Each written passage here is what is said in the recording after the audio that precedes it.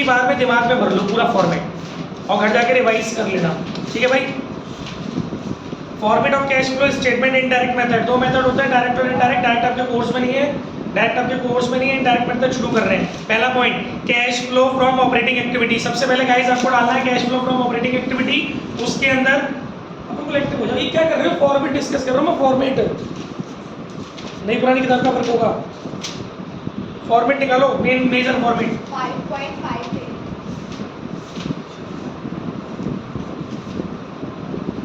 पुरानी किताब है ये नहीं है सर मेरी। 5.5 पेज तो नहीं बोल रहा हूँ मैं। हाँ जी, देखिए सबसे पहले आपको डालना होगा cash flow from operating activity guys. उसके बाद आपको डालना होगा net profit before tax and extraordinary item, और इसको हम लोग कैलकुलेट करना सीखेंगे, अभी सीख लेंगे। आप क्या डालेंगे, पहले net profit before tax and extraordinary item. उसके बाद आप इसके अंदर कुछ चीजें जोड़ेंगे। वो क्या चीजें होंगी जो आपको जोड़नी है, डेप्रिसिएशन जोड़ेंगे। एक्चुअली जो आप जोड़ेंगे वो होते हैं non cash and non operating expenses. Non cash and non operating expenses आपको ऐड करने हैं। कौन कौन से non cash and non operating expenses आपको सामने से नजर आ रहे हैं, डेप्रिसिएशन है, गुडविल, पेटेंट, ट्रेडमार्क है, ठीक है, इंटरेस्ट ऑन बैंक ओवरड्राफ्ट है, इंटरेस्ट ऑन बोरोइंग्स है, चाहे वो शॉर्ट टर्म की हो चाहे वो लॉन्ग टर्म की हो, ठीक है, और डिवेंचर्स की भी। Writing off underwriting commission है, शेयर इश्यू एक्सपेंसेस है, loss on sale of fixed assets है, increase in provision for doubtful debts, ये भी है। ओके, इसके अलावा जो आइटम आपको लेस करने हैं वो है non cash and non operating income. उनमें क्या क्या आएगा, interest income, dividend income, rental income, profit on sale of fixed assets, decrease in provision for doubtful debts, ठीक है। अच्छा, ये डिक्रीज इंक्रीज का जो लफड़ा है ना वो मैं भी आगे भी समझाऊंगा, क्योंकि इसके ऊपर स्टार लगा हुआ है तो पढ़ लेंगे उसको क्या मतलब है उसका। अभी आपको net profit before tax and extraordinary item में इन चीज़ों को प्लस माइनस करने के बाद जो मिलेगा उसका नाम होगा आपका operating profit before working capital changes. इसके बाद इसके अंदर आप decrease in current assets plus करेंगे, increase in current liability plus करेंगे, कंपैरिजन करके निकालेंगे डिक्रीज इंक्रीज, ठीक है। Decrease in current liability minus करेंगे, increase in current assets minus करेंगे। तो ये चार चीजें प्लस माइनस कर लेंगे तो जो निकल के आएगा उसका नाम होगा cash generated from operation before tax. फिर इसके बाद आप इनकम टैक्स पेड माइनस करेंगे। ध्यान रखेंगे net income tax paid minus करना है, यानी कि रिफंड ऑफ टैक्स होगा तो वो पेड में से घटा देना है, अब जो बचेगा वो नेट होगा वो आपको यहाँ पर माइनस करना है। जो निकल के आएगा उसका नाम होगा cash flow before extraordinary item. यहाँ पर अगर कोई ऑपरेटिंग से रिलेटेड एक्स्ट्राऑर्डिनरी आइटम है तो एक्स्ट्राऑर्डिनरी एक्सपेंसेस आप प्लस करेंगे, माइनस करेंगे, एक्स्ट्राऑर्डिनरी इनकम ऑपरेटिंग से रिलेटेड वो आप यहाँ पर प्लस करेंगे। एक्स्ट्राऑर्डिनरी इनकम प्लस करेंगे, एक्स्ट्राऑर्डिनरी आइटम एक्सपेंसेस माइनस करेंगे, तब जो निकल के आएगा वो फाइनल आंसर होगा cash flow from operating activity. बेटा वो तो चल रहा है उसको सबसे पहली एक्टिविटी का आंसर आ गया, साइड वाले कॉलम में बाहर रख देना। उसके बाद चलना है दूसरी एक्टिविटी की तरफ। दूसरी एक्टिविटी में आपको गिनती की, दूसरी एक्टिविटी का नाम है cash flow from investing activity. इसके अंदर आपको गिनती की कुछ चीजें यूज करनी है, sale of fixed assets, sale of long term investments जो कि करंट इन्वेस्टमेंट ना हो, सेल ऑफ इंटेंजिबल असेट्स। तीन चीजों की सेल आपको आपस में प्लस करनी है और इन तीन चीजों की परचेज आपको माइनस करनी है। Purchase of fixed assets, purchase of long term या non current investments, purchase of intangible assets, और इसके अलावा इंटरेस्ट रिसीव्ड और डिविडेंड रिसीव्ड आपको माइनस करना है। और extraordinary item related with this activity यानी इन्वेस्टिंग एक्टिविटी, उनके एक्सपेंसेस आपको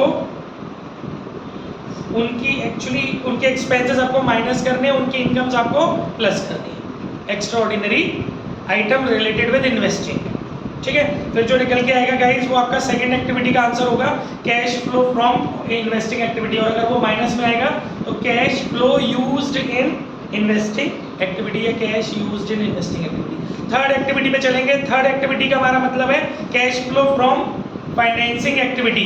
इसके अंदर आपको क्या करना है, आपके शेयर्स, आपके डिवेंचर्स, आपके लॉन्ग टर्म लोन्स और आपके शॉर्ट टर्म लोन्स, ये चारों अगर इंक्रीज हो रहे हैं तो प्रोसीड्स हो गई आपकी, और ये चारों डिक्रीज हो रहे हैं तो रीपेमेंट्स हो गए, redemption of repayment and repayments हो गए। अगर आपने इनको सिक्योरिटी प्रीमियम पर रेस किया है, इश्यू किया है, तो सिक्योरिटी प्रीमियम जितना भी इश्यू किया है वो भी यहीं पर मेंशन किया जाएगा। ठीक है, इसके अलावा कुछ एक्सपेंसेस हो रहे हैं लाइक शेयर इश्यू एक्सपेंसेस हो गया, अंडर राइटिंग कमीशन हो गया, वो माइनस होगा। और एक्स्ट्राऑर्डिनरी आइटम एक्सपेंसेस आपके माइनस होंगे और इनकम्स होंगी वो आपकी प्लस होंगी, जैसे कि बायबैक ऑफ शेयर्स वगैरह, ये सब वो माइनस हो जाएंगे।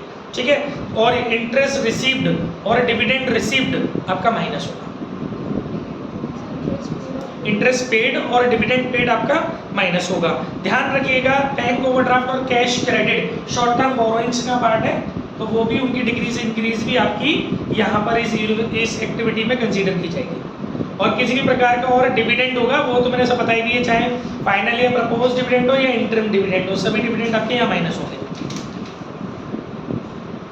ठीक है, इसके बाद जो निकल करके आएगा तीसरी एक्टिविटी में इन सेल मतलब प्रोसीड्स और रिडेम्पशंस को और एक्सपेंसेस और इंटरेस्ट वगैरह इन सबको प्लस माइनस करके जो निकल के आएगा cash flow from financing activity, और माइनस में आ रहा है तो कैश यूज्ड इन फाइनेंसिंग एक्टिविटी, इसको भी बाहर। अब आपके पास तीनों एक्टिविटी के बाहर वाले कॉलम में 3 आंसर हो गए, तीनों को आपस में प्लस माइनस कर लो।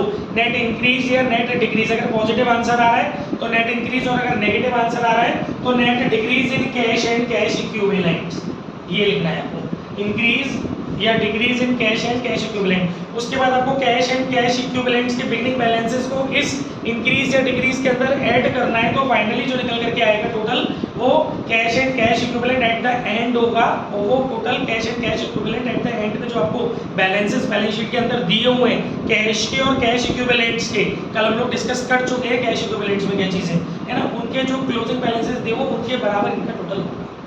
ठीक है, ये आपका फाइनली कैश फ्लो है। ये एक नॉर्मल पूरा प्रोसीजर था। अब जो कुछ रिमेम्बरेबल पॉइंट्स है वो हम डिस्कस कर लेते हैं। सबसे पहले तो आपको ध्यान रखना है जो हमारा प्रोविजन फॉर डाउटफुल डेब्ट्स की बात हुई थी, प्रोविजन फॉर डाउटफुल डेब्ट के लिए जो हमारी बात हुई थी उसका एक ऑल्टरनेटिव पैटर्न भी है। ऑल्टरनेटिव पैटर्न क्या है? ऑल्टरनेटिव पैटर्न क्या है उसका कि उसको आप लोग करंट लायबिलिटी में भी ट्रीट कर सकते हो। अगर आपको provision for doubtful debts first वहां पर नॉन कैश और नॉन ऑपरेटिंग एक्सपेंसेस की तरह से ट्रीट नहीं करना है तो उसकी इंक्रीज डिक्रीज को आप करंट लायबिलिटी में भी कर सकते हैं, चॉइसेस। ठीक है, दूसरी बात, अब जो हमने अभी टर्म यूज किए थे, ये जो इतना बड़ा हमने फॉर्मेट समझा है इसके अंदर कुछ ऐसे पॉइंट्स हैं जिनको कैलकुलेट करने के लिए कुछ छोटे छोटे बॉक्सेस या अकाउंट्स वगैरह स्टेटमेंट्स बनाने पड़ते हैं। जैसे सबसे पहले हमारा जो टर्म आया था net profit before tax and extraordinary item, ध्यान से सुन लेना क्योंकि इसके बाद सीधे न्यूमेरिकल पे डिस्कस करने चल रहा हूँ। ठीक है, net profit before tax and extraordinary item, guys इसकी कैलकुलेशन करनी है तो 4 चीजें जुड़ेंगी और 2 चीजें घटेंगी। अब वो क्या होंगी सबसे पहले सुन लीजिए, आप वर्किंग नोट में देख रहे हैं net profit as per statement of P&L, मतलब आपको सबसे पहले P&L स्टेटमेंट से जो नेट प्रॉफिट निकल के आता है वो फाइंड आउट करना है। वो आपको क्वेश्चन में दिया नहीं रहेगा, आपको वो निकालना पड़ेगा। वो कहाँ से निकालेंगे आप? आपको बैलेंस शीट के अंदर सरप्लस, रिजर्व एंड सरप्लस के अंदर जो सरप्लस सेगमेंट है वो दिया होगा, तो वो जो सरप्लस है उसके क्लोजिंग बैलेंस में से जब आप ओपनिंग बैलेंस घटाएंगे, अगर क्लोजिंग बैलेंस ज्यादा है ओपनिंग बैलेंस कम है तो प्रॉफिट है, और क्लोजिंग बैलेंस कम है और ओपनिंग बैलेंस ज्यादा है तो लॉस है। वो जो भी है वो कहलाएगा नेट प्रॉफिट एज पर P&L स्टेटमेंट। उसके अंदर आप डिविडेंड पेड,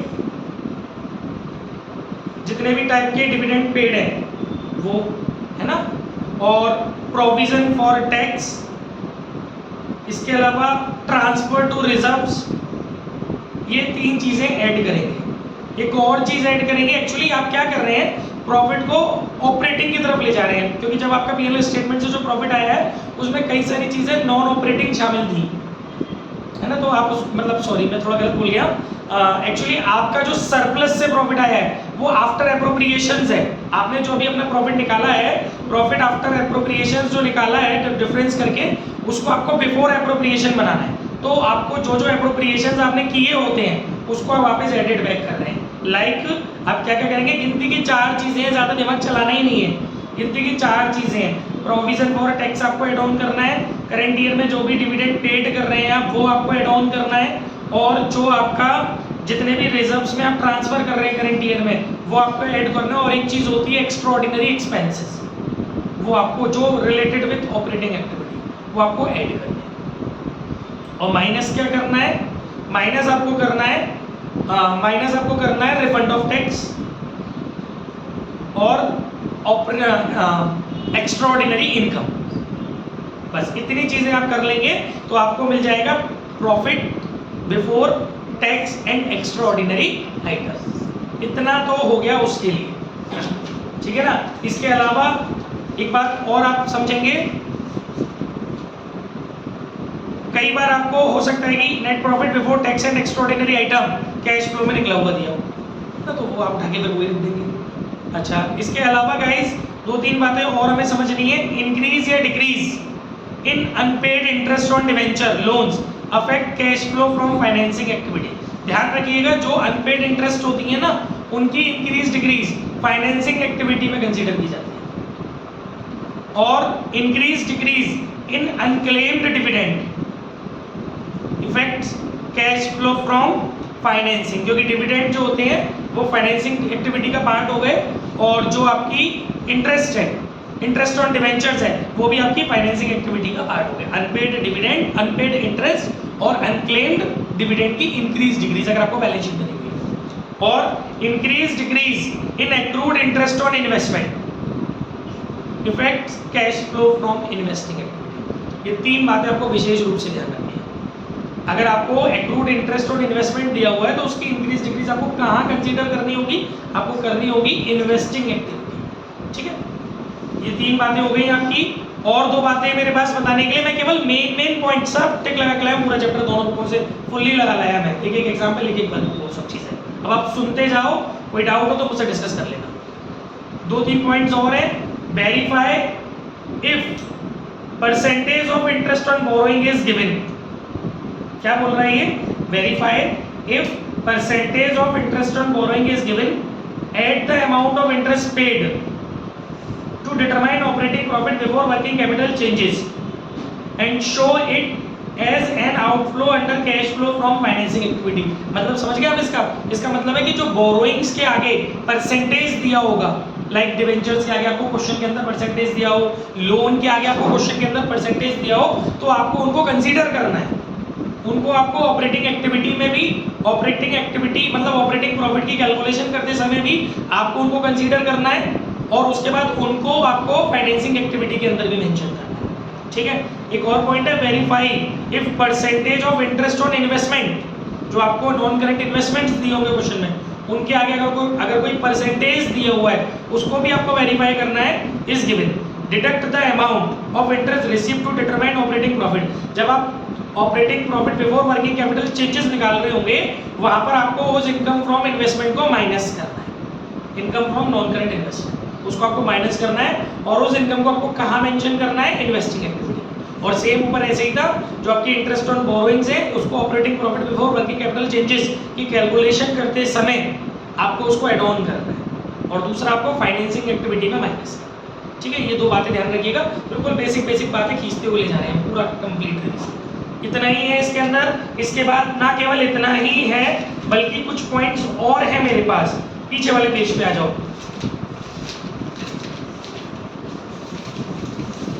कंप्लीट पहले थ्योरी बता रहा हूं जो न्यूमेरिकल में हेल्प कर रही है, फिर न्यूमेरिकल खींचेंगे।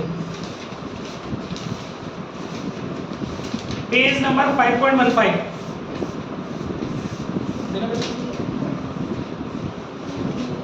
एक मिनट पॉज कर लीजिए। हाँ जी, पेज नंबर 5.15 टीएस ग्रेवाल में एक ए पॉइंट दिया गया है। जब हम बात कर रहे होंगे determine net profit before tax and extraordinary item, उस समय दो बातें होगी। पहली बात, if the starting point is profit as per PNL statement. अगर आप लोग अपना starting point profit as per PNL statement ले रहे हैं, तो गाइस अभी जो हमने पीछे सीखा था net profit before tax and extraordinary item की कैलकुलेशन करने के लिए एक स्टेटमेंट वैसे नहीं बनेगा, फिर ऐसे बनेगा जैसे इसमें लिखा। कैसे बनेगा? Profit after tax as per PNL statement जो आपको दिया हुआ है वो ले लो, उसमें ऐड कर दो प्रॉफिट फॉर इनकम टैक्स, मतलब प्रोविजन फॉर इनकम टैक्स। जो आपका इनकम टैक्स प्रोविजन है वो आप ऐड कर दीजिए, एक्स्ट्राऑर्डिनरी एक्सपेंसेस आप ऐड कर दीजिए, रिफंड ऑफ टैक्स आप माइनस कर दीजिए, एक्स्ट्राऑर्डिनरी इनकम आप माइनस कर दीजिए। मतलब दो चीजें उसमें से हट गई। एक तो आपका हट गया ट्रांसफर टू रिजर्व एक आपका हट गया डिविडेंड पेड, और एक चीज और, उसमें आपको सरप्लस के बीच का डिफरेंस करके निकालना पड़ा था। दोनों ईयर के सरप्लस के बीच का डिफरेंस जब आपने किया था तब आपका प्रॉफिट निकल करके आया था, ठीक है ना। तो आपको अपने स्टार्टिंग पॉइंट पे फोकस करना पड़ेगा कि आप किस स्टार्टिंग पॉइंट को लेके चल रहे हो, पीएनएल स्टेटमेंट के थ्रू जो प्रॉफिट आता है उसको, या सरप्लसेस से आप शुरू कर रहे हो। ओके, इसके अलावा कुछ शब्द हैं जो आपको समझने हैं। इंटरिम डिविडेंड की बात करें तो इंटरिम डिविडेंड में मैं आपको बताना चाहता हूं, it is not paid on preference share. Interim dividend कभी भी प्रेफरेंस शेयर पे नहीं दिया जाता। क्यों नहीं दिया जाता? Since rate of dividend on preference share is decided at the time of accession. क्योंकि इंटरिम डिविडेंड तो अचानक होता है, कभी हो गया, कंपनी को लग रहा है कि वी शुड प्रोवाइड, हमने दे दिया।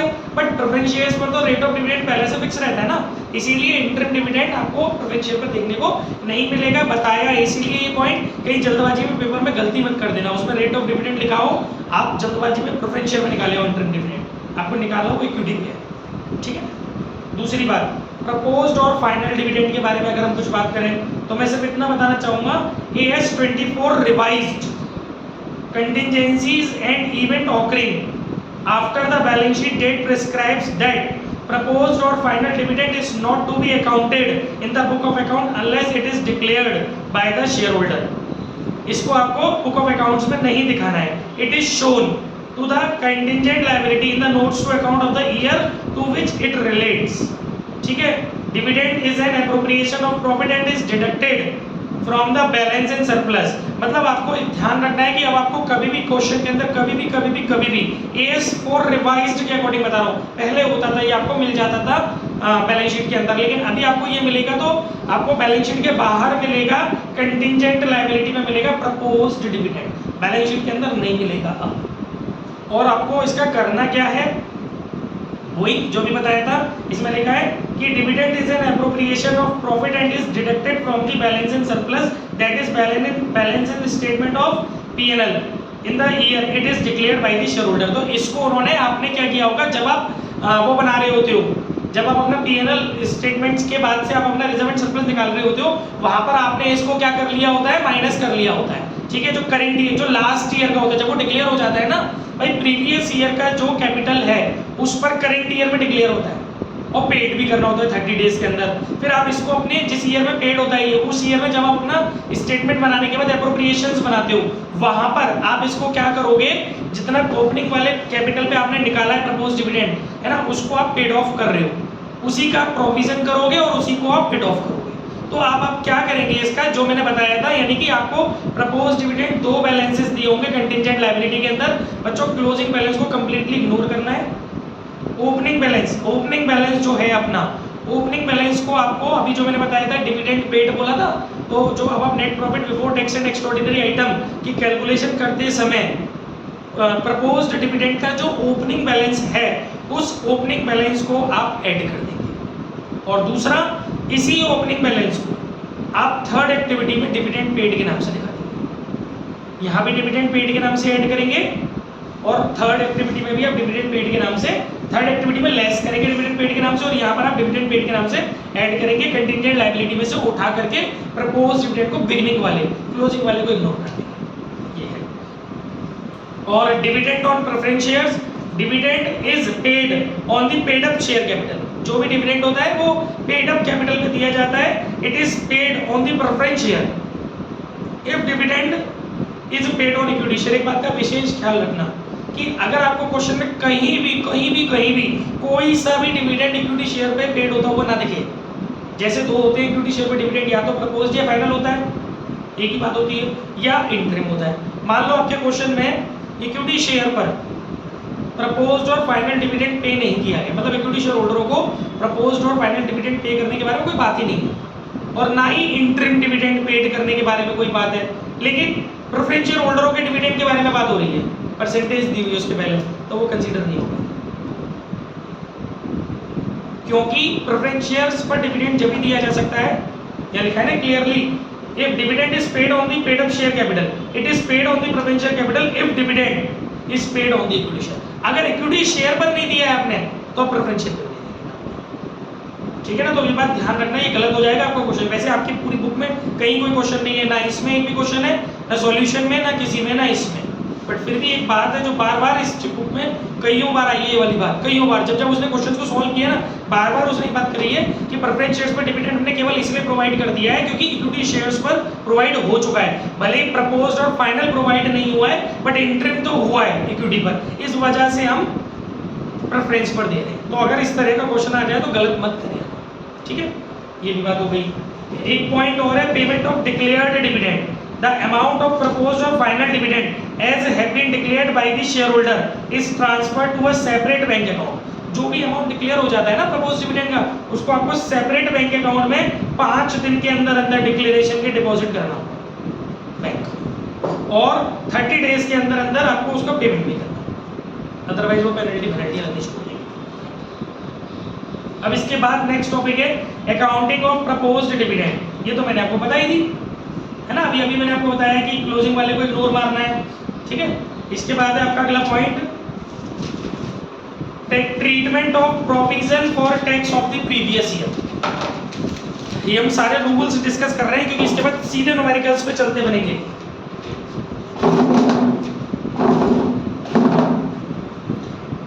Treatment of provision for tax of previous year. Tax paid is deducted from cash generated from operation to determine cash flow from operating activity. Definitely अभी बताया मैंने आपको, जब आप फर्स्ट एक्टिविटी निकाल रहे होते हो तो cash generated from operation before tax होता है, उसमें से आप टैक्स पेड माइनस करते हो। In case opening and closing balance of provision for tax are given, provision for tax of current year is added to determine net profit before tax and extraordinary item, and provision for tax of previous year is deducted taking it as paid in the current year। मतलब अगर आपको question के अंदर कोई adjustment नहीं दी हुई है tax के बारे में, केवल प्रोविजन फॉर टैक्स के ओपनिंग और क्लोजिंग बैलेंसेस आपको नोट्स टू अकाउंट्स में या बैलेंस शीट के अंदर दिए हुए हैं, तो आपको प्रीवियस ईयर वाले बैलेंस को, यानी बिगिनिंग ईयर के बैलेंस को आपको कैश जनरेटेड फ्रॉम ऑपरेशन के बाद माइनस करना है, नेट करके, रिफंड ऑफ टैक्स माइनस करके अगर है तो उसमें से, और करंट ईयर वाले टैक्स के बैलेंस को आपको नेट प्रॉफिट बिफोर टैक्स की कैलकुलेशन जो रफ में आप कर रहे होते हो, जरूरी नहीं है आप उसे रफ में करें, आप उसको स्टेटमेंट के अंदर भी कर सकते हैं, दोनों ही तरीके उसके ठीक है। तो net profit before tax and extraordinary item की कैलकुलेशन करते समय वो जो प्रोविजन फॉर टैक्स का क्लोजिंग बैलेंस है उसको आपको ऐड करना है। अभी मैंने बताया था ना 4 चीज़ें ऐड होंगी, तो उसमें जो प्रोविजन फॉर टैक्स था तो वो वही है।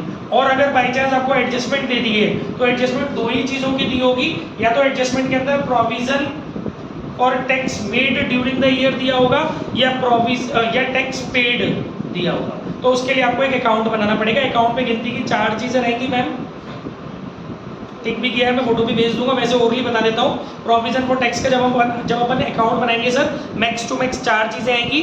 ओपनिंग बैलेंस आएगा क्रेडिट साइड में, क्लोजिंग बैलेंस आएगा डेबिट साइड में, टू बैलेंस सीडी के नाम से, opening balance by balance BD के नाम से। उसके अलावा अगर क्वेश्चन के अंदर में देखना पड़ेगा जो एडजस्टमेंट दी हुई है वो टैक्स पेड की दी हुई है या प्रोविजन मेड की दी हुई है। प्रोविजन मेड की दी हुई है तो आपको उस अकाउंट के क्रेडिट साइड में दिखानी है by statement of PNL, bracket में प्रोविजन, है ना। और फिर आपको दोनों चीज़ें जोड़नी है और क्लोजिंग बैलेंस घटाना है, तो आपको जो मिलेगा वो मिल जाएगा टैक्स पेड बैंक के नाम से। और अगर आपको टैक्स पेड दिया हुआ है तो आपको टैक्स पेड आपको डेबिट साइड पे दिखाना है अकाउंट के, दोनों को जोड़ना है, क्लोजिंग बैलेंस को, टैक्स पेड को और ओपनिंग बैलेंस को घटाना है, यानी कि इन अदर वर्ड्स अकाउंट की बैलेंसिंग करनी है। और जो बैलेंस निकल करके आएगा वो आपका स्टेटमेंट ऑफ पीएनएल के नाम से प्रोविजन हो जाएगा। और फिर एज यूजुअली जो प्रोविजन आएगा वो आपको net profit before tax and extraordinary item की कैलकुलेशन में ऐड करना है, और जो आपका टैक्स पेड आएगा वो आपको फर्स्ट एक्टिविटी में कैश जनरेटेड फ्रॉम ऑपरेशन के बाद माइनस करना है।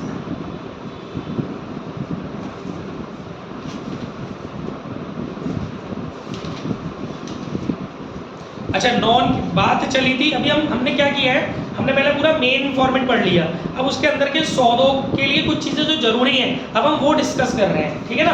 तो उसमें एक बात चली थी non cash and non operating items के बारे में बात हुई थी ना, तो मैं आपको 2-4 शब्दों से रूबरू करा देता हूँ। नॉन कैश एक्सपेंसेस के अंदर आते हैं डेप्रिसिएशन, एमोर्टाइजेशन इंटेंजिबल एसेट्स के रिटर्न ऑफ के लिए यूज होता है, और डेप्रिसिएशन फिक्स्ड एसेट्स के रिटर्न ऑफ के लिए यूज होता है। Bed debts, provision for doubtful debts, ये आपके क्या है, नॉन कैश एक्सपेंसेस, ठीक है।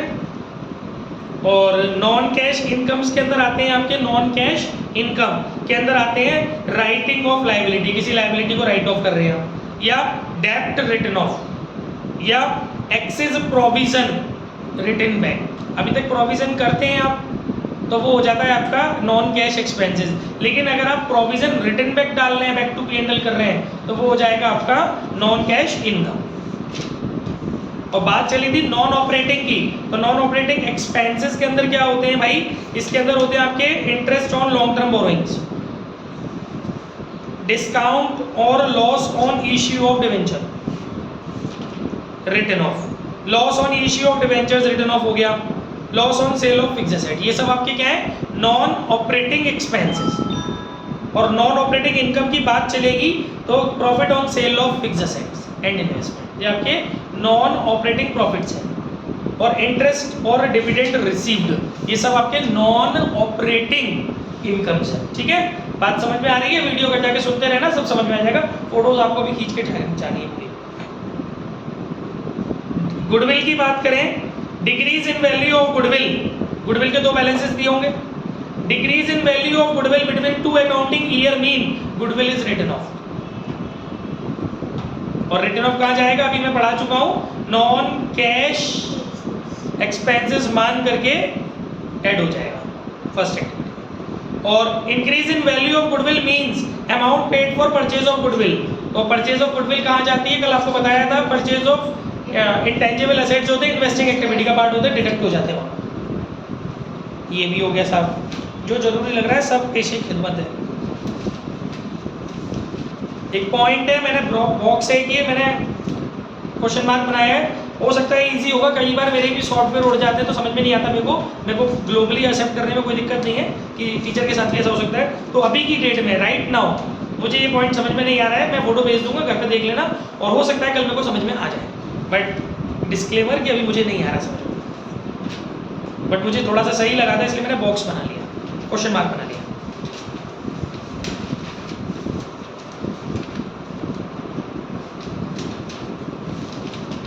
इसको 10 बार सुन लोगी ना, जैसे भजन सुनती हो या गाने सुनती हो, उसमें मजा आ जाएगा। सबरे रूल है इसके अंदर, मजा सा आ जाएगा एकदम तुम्हें पढ़ने में। एक और, अभी सब छोटे बड़े फॉर्मेट के लिए सपोर्टिंग टॉपिक्स चल रहे हैं। अभी अब जो बात हो रही है वो थोड़ा सा इन्वेस्टिंग एक्टिविटी के प्रोस्पेक्टिव से हो रही है। अभी तक जो बात हो रही थी वो ज्यादातर ऑपरेटिंग एक्टिविटी के प्रोस्पेक्टिव से हो रही थी। इसमें क्या, पेज नंबर 5.44 पे जंप कर गया हूँ, पेज नंबर 5.44 लेटेस्ट बुक के अकॉर्डिंग टीएस ग्रेवाल। अच्छा, इसमें एक पॉइंट बोला गया है, इफ सुन लेती, if both sale and depreciation are not given. ये एक बार डिस्कशन हुआ था परी के साथ इस टॉपिक पर। इफ बोथ, सुनो परी, सुनो, ज्यादा सुनो। If both sale and depreciation are not given, then assume it is either sale, Vinay के साथ भी होता है इस पर, and then assume it is either sale और depreciation and give your assumption. मैंने बोला भी था तभी, आप इसको कुछ भी मान सकते हो, डेप भी मान सकते हो और इसको सेल भी मान सकते हो आप, है ना। अगर आपका मतलब एक्चुअली ये है कि जब आप अपने फिक्स एसेट्स का अकाउंट बनाते हैं ना, अभी सिखाएंगे आपको क्वेश्चंस में, जब आप अपने फिक्स एसेट्स का अकाउंट बनाते हैं तो उसमें अगर डेबिट साइड उसकी एक्सीड कर रही है क्रेडिट साइड को, सारी एडजस्टमेंट्स डालने के बाद, सारी चीज़ें डालने के बाद, तो उसको या तो डेप माना जाता है या सेल माना जाता है। लेकिन एक बात ध्यान रखेंगे, लैंड एंड बिल्डिंग के रिगार्डिंग आप उसको डेप नहीं मानेंगे, क्योंकि सॉरी लैंड के रिगार्डिंग आप उसको डेप नहीं मानेंगे, क्योंकि लैंड पे डेप लगती कब है, ठीक है। और इसमें लिखा भी है, in the case of land it should be assume that it is a sale as a depreciation is not charge on land. In the case of patent हुआ, गुडविल हुआ, ट्रेडमार्क हुआ, it should be assume that amount is amortized. और इस case में इसको amortise मानेंगे अगर बात पेटेंट, ट्रेडमार्क और गुडविल वगैरह इन सब की। और अमोर्टाइजेशन के साथ क्या करते हैं हम लोगों ने अभी फॉर्मेट में डिस्कस किया है।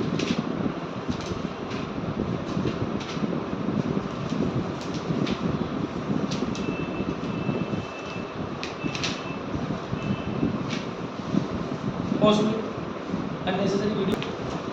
Illustration 57 T.S. Grewal. From the following balance sheet and information of Light Limited, prepare cash flow statement. आपको बेटा कैश फ्लो स्टेटमेंट बनाना है। आपको पूरी 2 ईयर की बैलेंस शीट दी है। जो बिगिनिंग ईयर है वो है 31, मतलब जो बिगिनिंग ईयर है, जो बिगिनिंग बैलेंस शीट दी है वो 31 मार्च 2021 की दी है, और जो क्लोजिंग बैलेंस शीट दी है वो दी है 31 मार्च 2022 की। ये भी देख लिया करो, कई बार आगे पीछे किसी क्वेश्चन में हो सकती है, तो कंफ्यूजन क्रिएट ना हो जाए। ईयर सबसे पहले कंसीडर करना कि बिगिनिंग का कौन सा है, क्लोजिंग का कहाँ दिया है। इसके अलावा आपको नोट्स टू अकाउंट्स दिए हुए हैं, कुछ एडजस्टमेंट्स दिए हैं। You are informed that during the year a machine with book value of 40,000 was sold for 25,000, depreciation charge during the year was 70,000, preference shares was redeemed on 31st December 2021 at a premium of 5%, and interim dividend at the rate 15% was paid on equity shares on 31st January 2022. Dividend at the rate 12% was proposed on preference shares for the year ended 31st March 2022 on rupees 1 lakh, and for the year ended 31st March 2021 on rupees 2 lakh. Fresh equity shares were issued at a premium of 10% on 31st March 2022. इतनी सारी details आपको question के अंदर दी हुई है, ठीक है।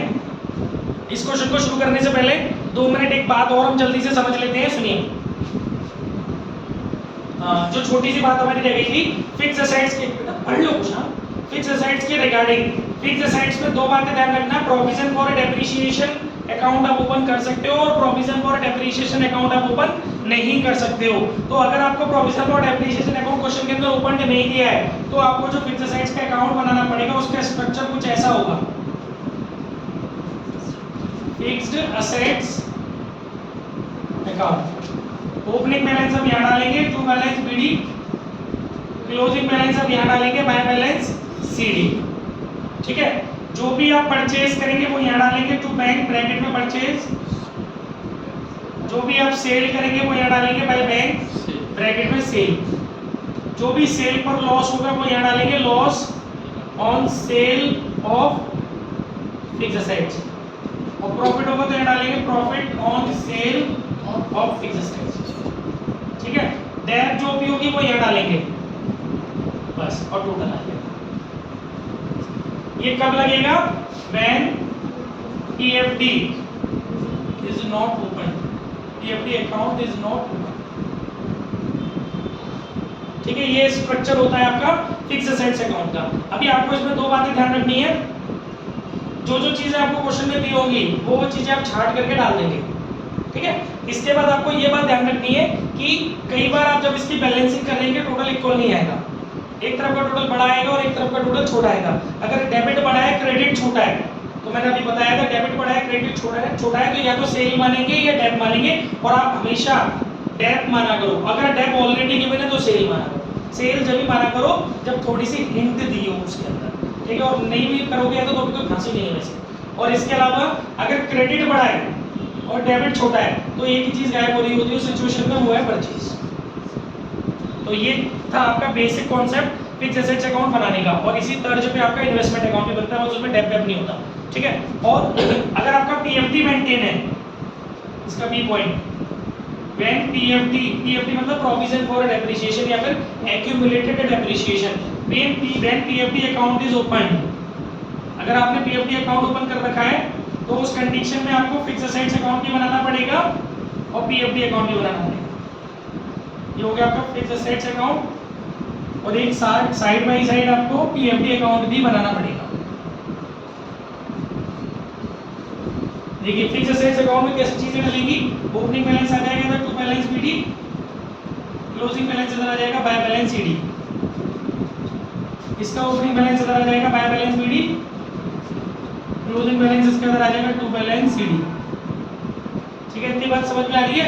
एक डिस्क्लेमर, अगर एक बात हमेशा ध्यान रखना कि इस सिचुएशन में है अगर आप, तो प्रोविजन फॉर डेप्रिसिएशन जो दिया होना चाहिए ना, या तो आपको नोट्स टू अकाउंट्स में दिया होना चाहिए या फिर आपको बैलेंस शीट के अंदर दिया होना चाहिए। कभी भी ऐसा नहीं होना चाहिए कि पूरी बैलेंस शीट आपको टोटल लगी हुई दी है और उसमें कहीं भी आपको पीएफडी नजर नहीं आ रहा, पीएफडी नीचे नजर आ रहा है एडजस्टमेंट्स में, और ऊपर मशीनरी नजर आ रही है बैलेंसेस। इसका मतलब वो कॉस्ट प्राइस नहीं है मशीनरी की, वो डब्ल्यूडीपी प्राइस है। और इस सिचुएशन में हमें, इन सिचुएशंस में हमें डब्ल्यूडीपी प्राइस चाहिए होते हैं ओपनिंग क्लोजिंग बैलेंस के रूप में, और जब हमें पीएफडी बैलेंस शीट के अंदर नहीं दिया होता। ऐसा एक भी क्वेश्चन आपके किसी भी बुक में नहीं है, बट यूपी बोर्ड में ऐसे क्वेश्चन भर के हैं, इसलिए मैं आपको बता रहा हूँ। एक बात ध्यान रखिएगा कि यहाँ पर इस टाइप 1 में आपको जो बैलेंस बीडी चाहिए होते हैं वो डब्ल्यूडीबी बेसिस पर चाहिए होते हैं आफ्टर टैक्स, है ना।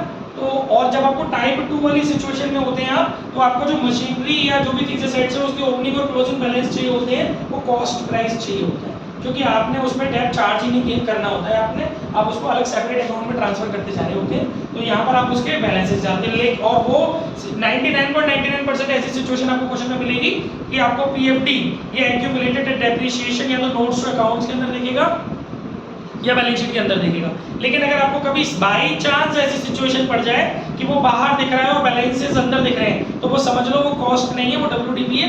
डब्ल्यूडीबी को कॉस्ट में कन्वर्ट करना पड़ेगा। तो यहाँ पर जो ओपनिंग बैलेंस आएगा उसमें आपको जो क्वेश्चन के अंदर जो असेट्स दी है डब्ल्यूडीबी प्राइस ब्रैकेट में नेट जरूर लिखा होगा ऐसी सिचुएशंस में, तो उस नेट बैलेंस में या डब्ल्यूडीबी बैलेंस में इस पीएफडी का ओपनिंग बैलेंस ऐड करके तब आपको कॉस्ट बना के समझ में आ गई बात। ऐसे ही क्लोजिंग के साथ करना है। क्लोजिंग बैलेंस जो आपको नेट दिया होगा क्वेश्चन के अंदर उसमें पीएफडी का क्लोजिंग बैलेंस ऐड ऑन करके फिर यहाँ पर उसको कॉस्ट बना के लेना, और वो तो बनेगा ही अकाउंट अपने ओपनिंग क्लोजिंग बैलेंस से। ये चीज आप करेक्शन कर लेना। ये ऐसा एक भी सिंगल क्वेश्चन आपके कोर्स में नहीं है, बट क्या पता आ जाएगा इस सैंपल में या कहीं, क्योंकि कोर्स में इल्यूजन नहीं हो, एक्सक्लूजन नहीं है इस चीज का, ठीक है। इसके बाद बेटा ये दो सिचुएशंस हो गई। फिर मेन चीजें इसमें जाएंगी बाई बैंक ब्रैकेट में सेल टू बैंक ब्रैकेट में purchase by loss on sale of fixed assets profit on sale of fixed assets, ठीक है। टैप नहीं जाएगा, करंट ईयर की जो मशीनें रनिंग में रहेंगी उनके टैप इसमें नहीं जाएंगे। हाँ, जिस मशीन को आप सेल कर रहे हो या कोई भी मशीन का कुछ पार्ट फिक्स्ड असेट्स का कोई पार्ट जो आप सेल कर रहे हो, तो उसका डे 1 से लेकर के from the date of purchasing up to the date of sale, day 1 से लेकर के एंड तक का जितना भी उसका डेप है वो आपका इसमें जाएगा, क्योंकि उसकी एंट्री होती है, आप लोगों ने 11 में पढ़ी होगी, PFD account debit to assets. उस पॉइंट ऑफ व्यू से जिस दिन आप सेल कर रहे होते हो उस दिन आपको डे 1 से लेकर के up to the date of sale जितनी भी उस पे डेप एक्यूमुलेट हुई है उसको आपको अपनी असेट्स अकाउंट में क्रेडिट करना पड़ता है, वहां से खींचना पड़ता है पीएफडी अकाउंट से और डेप्रिशिएट असेट्स अकाउंट में क्रेडिट करना पड़ता है, तो उसकी एंट्री होती है पीएफडी डेबिट टू असेट्स। उस पॉइंट ऑफ व्यू से यहाँ पर इसका पोस्टिंग होगी बाई पीएफडी, ठीक है। और फिर वो ये यहाँ भी जाएगा to fixed assets. I think समझ में आ गया होगा, बस इसमें और कुछ नहीं जाता और लॉजिक वही है। अब इसमें डेबिट का कॉन्सेप्ट तो है नहीं, अगर डेबिट बड़ा है और क्रेडिट छोटा है तो डेबिट नहीं मानेंगे इस सिचुएशन में। इस सिचुएशन में क्या मानेंगे, सेल ही मानेंगे, क्योंकि डेबिट इस अकाउंट से रिलीज हो गई तो उस अकाउंट से मिलेगा, जो आएगा वो स्टेट बाय डेबिट, क्योंकि एंट्री होती है डेबिट टू पीएफडी से, ठीक है भाई। ये वाला डेबिट आपका cash flow from operating activity की कैलकुलेशन करते समय ऐड किया जाएगा, और ये डेप जो था वो तो आपका यहाँ फिक्स हुई गया, ठीक है। ये दो बातें थी। इसकी फोटो खींचो, जब मुझे दे दिला फोन का तो कोई काम ही नहीं दिलाते, मॉर्निंग में लिया है। देखो बेटा, अब फटाफट से काम की बात करते हैं, कम टू द पॉइंट। देखिए एक फॉर्मेट खींचना है,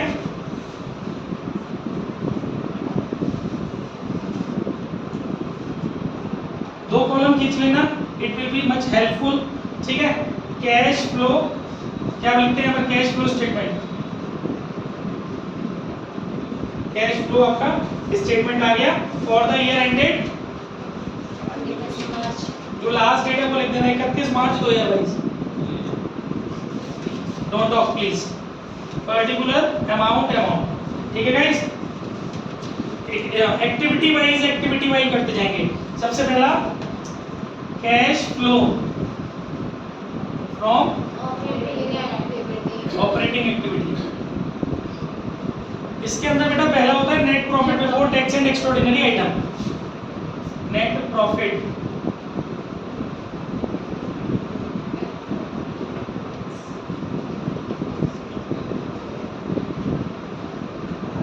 ठीक है। ये तुझे वर्किंग नोट में निकाल के लाना पड़ेगा।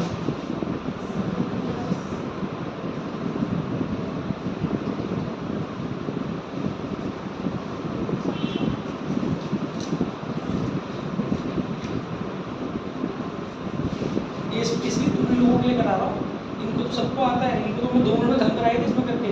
ये स्पेशली 4-5 बच्चों के लिए करा रहा हूँ जो ज़्यादा नचरे हैं, उनको ही पढ़ना है this one like this one, इसलिए पढ़ लो। इनको तो आता है, इनके लिए नहीं करा रहा हूँ मैं, ये तो बिना देखे कर देंगे इस क्वेश्चन को। समझो कितना सेक्रीफाइस कर रहे हैं वो बच्चे।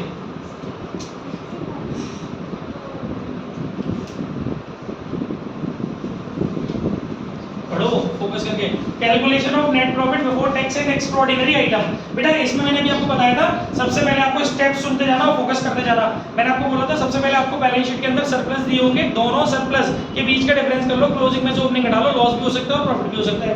इस क्वेश्चन में हम सिचुएशन, और हाँ एक डिस्क्लेमर, अगर आपको क्वेश्चन में जैसे कोई टाइटल दिए, जैसे इसी क्वेश्चन में देख लेते हैं रिजर्व एंड सरप्लस लिखा है, उसके आगे लिखा हुआ है नोट नंबर 2, क्वेश्चन की बैलेंस शीट में जिन सौदों के आगे, मैडम यू क्वेश्चन की बैलेंस शीट में जिन सौदों के आगे नोट नंबर लिख गया ना, उन सौदों की बैलेंस शीट की कोई औकात नहीं है, उसको देखना ही मत, नहीं तो सवाल गलत हो जाएगा तुम्हारा।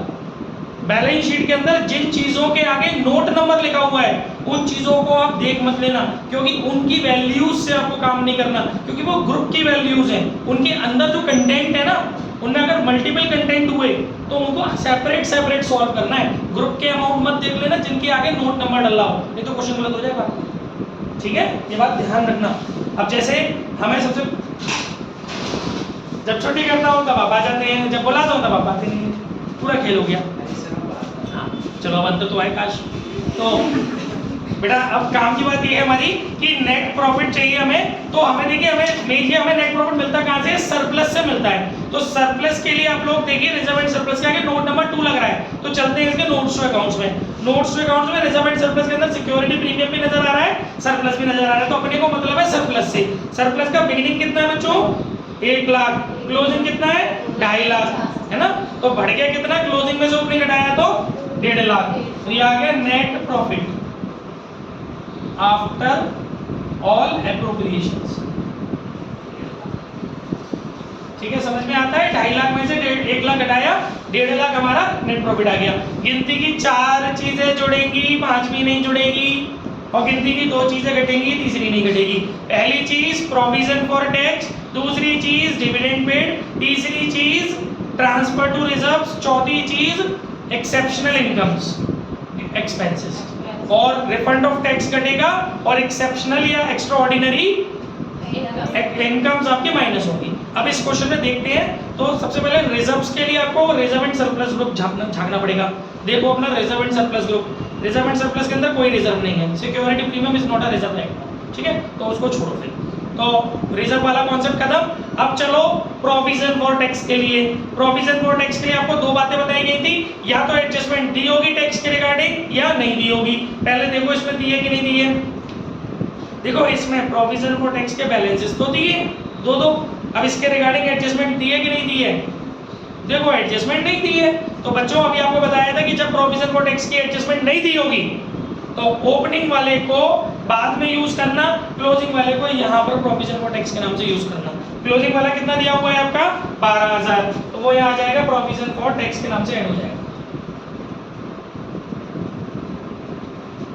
ठीक है, तीसरी चीज एक्स्ट्राऑर्डिनरी एक्सपेंसेस, वो इसमें दूर दूर तक नजर नहीं आ रहा, छोड़ो। चौथी चीज डिविडेंड पेड। डिविडेंड पेड के लिए क्या बताया गया था, प्रपोज्ड डिविडेंड या इंटरिम डिविडेंड, बस 2 ही चीजें होती हैं। देखो आपके क्वेश्चन में डिविडेंड की खेल क्या क्या है, सुनिए। N interim dividend at the rate 15% was paid on equity share. देखिए देखिए देखिए मेहरबान साहिबान कदरदान, इंटरेस्ट सॉरी डिविडेंड किस डेट पे किया गया है ये मैटर नहीं करेगा। अगर ड्यूरिंग द ईयर कहीं इंटरेस्ट पे किया, हाँ इंटरेस्ट अगर लास्ट डेट पे किया गया ना वो कभी कभी मैटर करता है। ड्यूरिंग द ईयर अगर आपने कभी इंटरेस्ट पे कर दिया है तो उसकी डेट मैटर नहीं करती है, क्योंकि नॉर्मली होता क्या है, जो इंटरेस्ट होता है वो ओपनिंग बैलेंस पर शेयर्स की प्रोवाइड किया था शेयर कैपिटल में। तो आपका यहाँ पर भले ही आपने 31 जनवरी को ड्यूरिंग द ईयर आपने इंटरेस्ट पे किया, बट वो डेट जो है वो कंसिडरेबल नहीं है। आप सीधे सीधे ओपनिंग बैलेंस पर शेयर कैपिटल के इंटरेस्ट का परसेंटेज कैलकुलेट कर लीजिए। इंटरेस्ट का नहीं, डिविडेंड का, वो तो आप समझ जाना। तो डिविडेंड कितना है बेटा अपना 15%। ओपनिंग बैलेंस कितना है शेयर कैपिटल का और बात इक्विटी की हो रही है तो इक्विटी का बैलेंस देखना। भाई लोग बुक शेयर कर लो, आपस में बुक है तुम्हारी।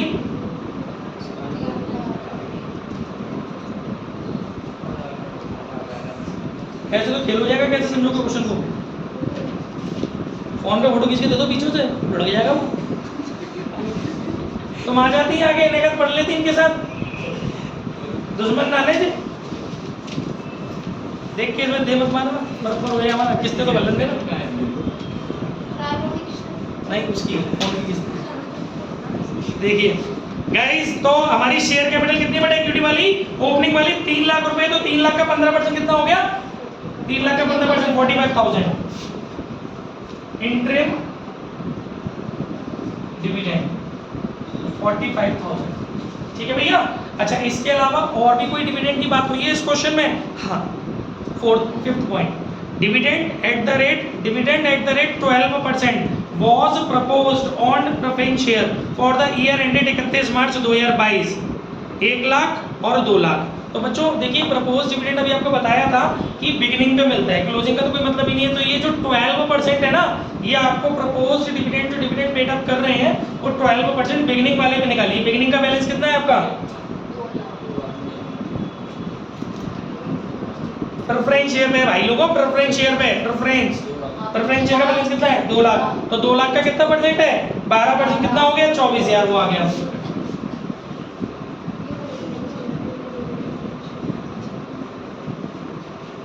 आ गई बात समझ में? कोई दिक्कत? प्रेफरेंस शेयर पे निकला है। अभी देख लेते कोई और डिविडेंड तो नहीं रह गया क्वेश्चन के अंदर? नहीं, कोई डिविडेंड नहीं है ना। वो जो 12% दी हुई वही 12% था। ठीक है, तो अभी हमारे सारी चीजें ऐड करने वाली हो गई। कितना हो गया? 1.5 लाख और 12,000, 1,62 और 1.5 लाख 12,000, 24,000 और 45,000। ये आगे बेटा आपका 2,31,000। ठीक है, इसमें से रिफंड ऑफ टैक्स माइनस करना है, वो इस क्वेश्चन में नहीं है। एक्स्ट्राऑर्डिनरी इनकम नहीं है, तो यही आपका आगे क्या रिक्वायर्ड चीज, net profit before tax and calculation जो भी है, तो ये आप लिख लेंगे 2,31,000। आई होप समझ में आ गया होगा। इसके बाद बेटा क्या करना है आपको? ऐड करना है non cash and non operating expenses. Add non cash and non operating expenses. इसमें कौन से होते हैं? देखिए, अब आप क्या करना है, वर्किंग नोट में जितने भी आपको फिक्स असेट्स दिए हुए हैं सबके, वो जो मैंने अभी सौदा बताया था ना, फॉर्मेट बताया था अकाउंट बनाने का, वो बना लो। जितने भी टेंजिबल फिक्स असेट्स नजर आ रहे हैं उनके अकाउंट्स बना लो वर्किंग नोट में। तो देखो इस क्वेश्चन में आपको कौन कौन से टेंजिबल फिक्स असेट्स नजर आ रहे हैं। इस क्वेश्चन के अंदर मेरे को नजर आ रहा है बेटा प्लांट प्रॉपर्टी इक्विपमेंट वाला है ना, प्रॉपर्टी प्लांट इक्विपमेंट और एक इन्वेस्टमेंट, 2 अकाउंट नजर आ रहे हैं, तो दोनों पे बना लेते हैं। ये फर्स्ट वर्किंग नोट था, सेकंड वर्किंग नोट में एक अकाउंट बना लेते हैं छोटा सा, प्रॉपर्टी प्लांट। और इसके अंदर देखिए प्रॉपर्टी प्लांट के अंदर मशीनरी है, तो मशीनरी के नाम से बना लो क्योंकि वो ग्रुप है ना। ओपनिंग बैलेंस कितना दिया हुआ मशीनरी का? 6,20,000 कि 5,10,000? 5,10,000। जो बैलेंस पीडी पीछे से मट्टी पर्ची मेरी पीछे भी आके, तो बैलेंस पीडी 5,10,000, क्लोजिंग बैलेंस है 6,20,000। पूरे बैच में अगर तूने आंसर दे दिया ना तो मैं समझ गया तू टिक लिया। मैंने हर तरीके से मुझे सोचना आता है। 6,20,000 तू सोच रही हो सच में पीछे आ गया। ठीक है, ओपनिंग बैलेंस आ गया, to balance PD, closing balance आ गया, बाय बैलेंस सीडी। इसके अलावा देख लेते हैं हमारी फिक्स एसेट से रिगार्डिंग क्या एडजस्टमेंट्स है, क्योंकि मैंने अभी फॉर्मेट बनाया आपको। अ मशीन विद बुक वैल्यू 40,000, तो वो बुक वैल्यू कहीं नहीं जाती। जिस असेट्स को आप सेल कर रहे हो उस असेट्स की बुक वैल्यू कहीं नहीं जाती। हाँ, उसको कंपेयर करके लिखते हैं चीज़ों को। तो 40,000 की बुक वैल्यू, उसको आपने 25,000 में सेल किया, तो सेल आपके इधर आ जाएंगे बाय बैंक ब्रैकेट में सेल 25,000। ठीक है, और उसके अलावा बेटा इसमें हमें डेप्रिसिएशन दी हुई है 70,000 की, वो इधर आ जाएगी बाय डेप। ठीक है, सुन ले मेरे बच्चे। और 40,000 की चीज आप 25,000 में बेच रहे हो, तो ऑब्वियस है कि आपको 15,000 रुपए का नुकसान हो रहा है, वो भी इधर आ जाएगा। शॉर्ट में लिख दे रहा हूँ मैं, बाय लॉस। ठीक है बच्चों, इसके बाद अब आप इस अकाउंट की बैलेंसिंग करो। देखो क्या चीज रहती है, 25 और 70, 95, 40, 1, 10, 1, 10 और 26, 26 है नहीं, 1, 10 और 26 कितने हुए? 3, 37, 37 में से 5, 10 गए, तो 2 20 क्या बच रहा है इसमें, देखो कहीं है पीछे अकाउंट में 2 20, हाँ 2 20, वो जो गैपिंग करके आ रहा है वो परचेज हो छुपाएं।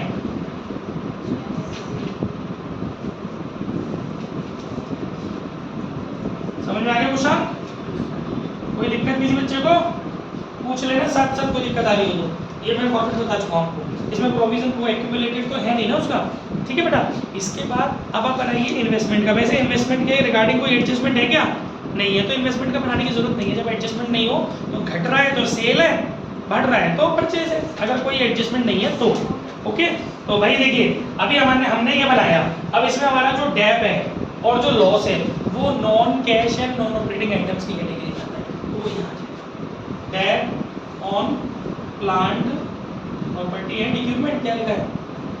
प्लांट प्रॉपर्टी एंड इक्विपमेंट है ना। तो ये कितना आ गया आपका 70,000।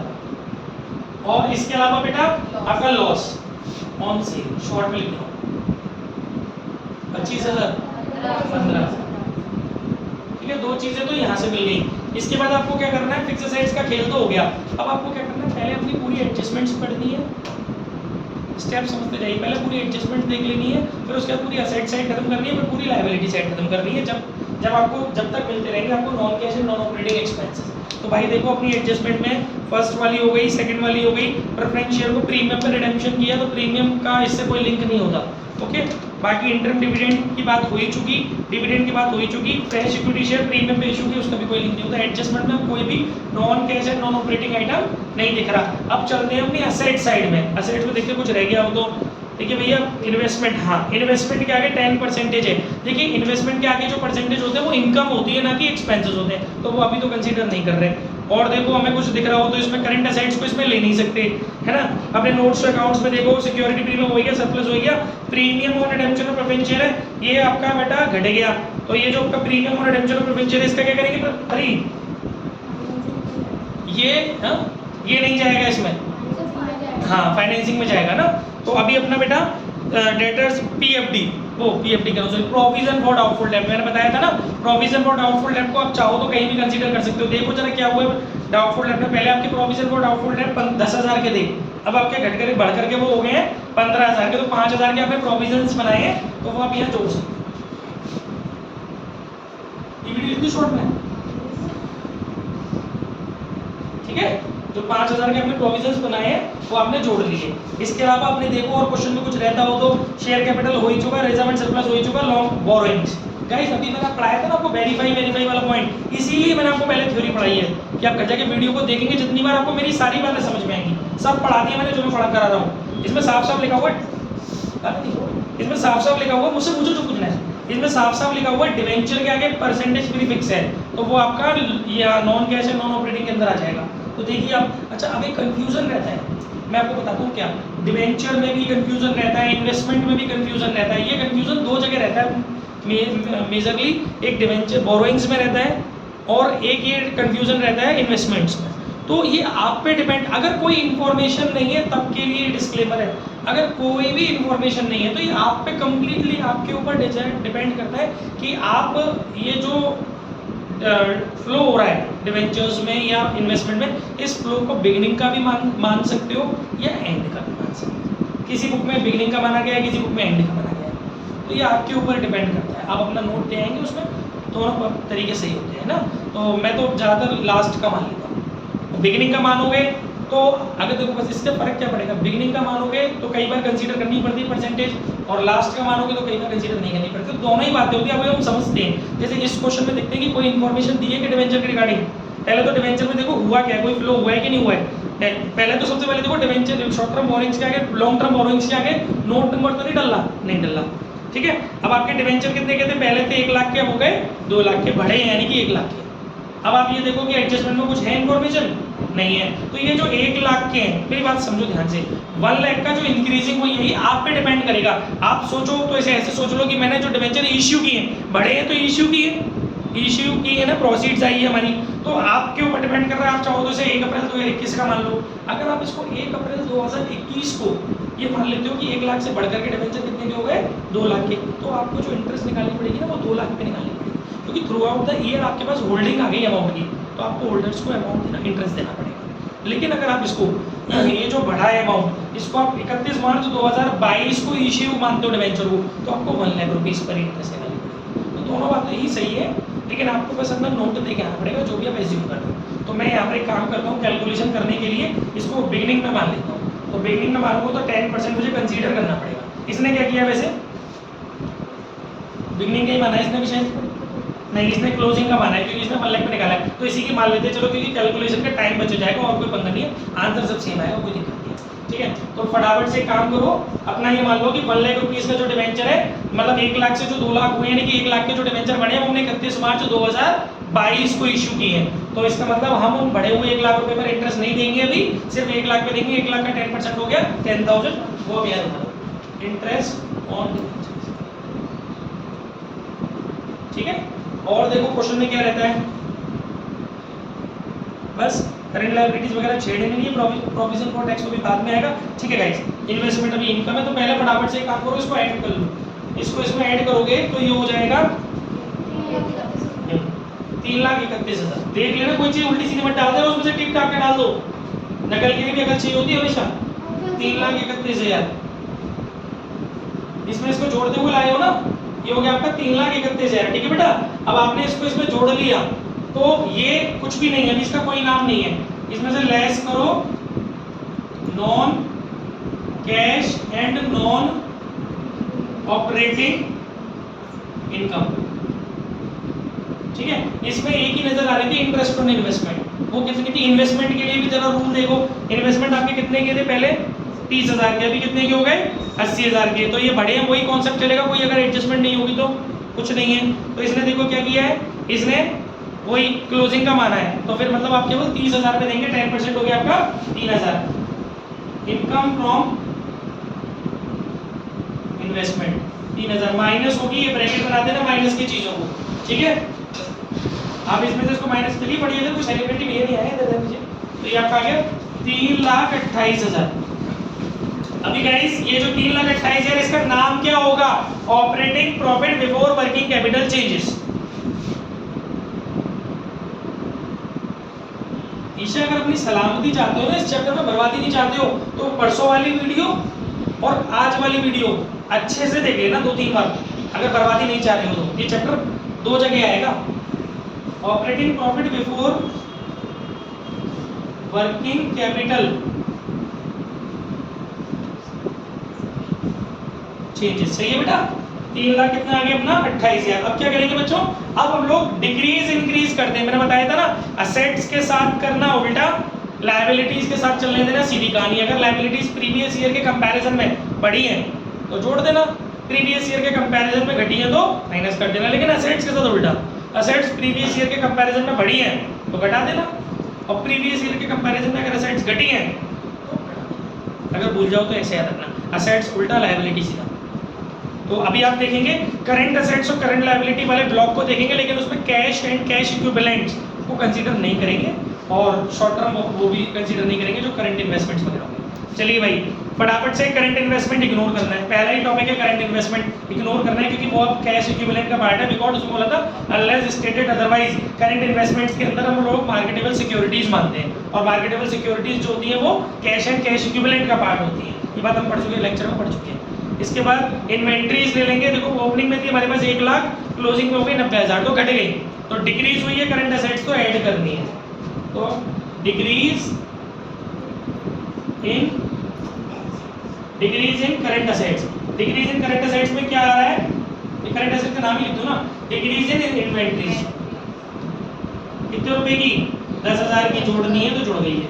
ठीक है साहब। इसके बाद ईशा ट्रेड रिसीवेबल, ट्रेड रिसीवेबल के आगे नोट नंबर लिखा हुआ, अभी बोला था ट्रेड रिसीवेबल के आगे नोट नंबर लिखा हुआ है, जिसके आगे नोट नंबर लिखा हुआ है उसकी बैलेंस शीट की फिगर की कोई वैल्यू नहीं है, उसको नोट्स टू अकाउंट में देखेंगे। ट्रेड रिसीवेबल को बैलेंस शीट में से मत उठाओ, नोट्स टू अकाउंट में से उठाओ। नोट्स टू अकाउंट के अंदर ट्रेड रिसीवेबल के अंदर 200 हैं, जिसमें से डेटर उठाओ, क्योंकि आपने प्रोविजन तो उधर कंसीडर कर लिया ना। तो डेटर आपका कितने का था, 1 लाख का था, अभी कितने का हो गया आपका 2 लाख का हो गया। तो कितने के डेटर आपके बढ़ गए, आपके डेटर 1 लाख बढ़ गए, घट गए, बढ़ गए। तो बढ़ गए तो माइनस होंगे ना, तो इंक्रीज इन डेटर। सिर्फ एक क्वेश्चन पे स्पीड स्लो है क्योंकि तमीज से समझाने के लिए, बाकी तो फिर पार्ट ही पार्ट है सब। इसके बाद बेटा कैश एंड कैश इक्विवेलेंट नहीं छेड़ा है। करंट लायबिलिटी पे आ जाओ। करंट लायबिलिटी में देखो ट्रेड पेबल नोट नंबर नहीं है। ट्रेड पेबल 46 से 133 हो गए, इंक्रीज हो गए तो जुड़ जाएंगे। इंक्रीज इन ट्रेड पेबल कितने जुड़े हैं, कितने बढ़े हैं? 87,000। इसके बाद other current liability note number डाला हुआ है, नीचे आ जाओ नोट्स अकाउंट में, उसमें दिया हुआ है प्रीमियम, इग्नोर मारो क्योंकि premium on redemption of preferential actually liability होती है, तो इसका कोई उससे फ्लो नहीं चलेगा, है ना। इस फाइनेंसिंग एक्टिविटी का पार्ट होता है एक्चुअली, है ना वो। और इसके बाद आपका शॉर्ट टर्म प्रोविजन के अंदर प्रोविजन फॉर टैक्स है, उसको तो हम बाद में यूज करते हैं। ठीक है भाई, हो गई कहानी खत्म। टन। अब आप इसको इसमें जोड़ो घटाओ और पाओ cash generated from operation before tax and extraordinary. Cash generated from operation, तो इसको इसमें जोड़ोगे घटाओगे तो आपका जो निकल करके आएगा वो निकल करके आएगा बेटा आपका 3,25,000। ठीक है, 3,25,000। इसके अंदर गाइस आपको बताया गया था जो इनकम टैक्स का बिगनिंग का बैलेंस है, मतलब जो provision for tax short term borrowings के अंदर जो प्रोविजन फॉर टैक्स का ओपनिंग बैलेंस है वो आप माइनस करोगे इनकम टैक्स पेड के नाम से। Tax paid, refund of tax इसके अंदर है नहीं तो नेट करने की जरूरत नहीं, ऑटोमेटिकली नेट है।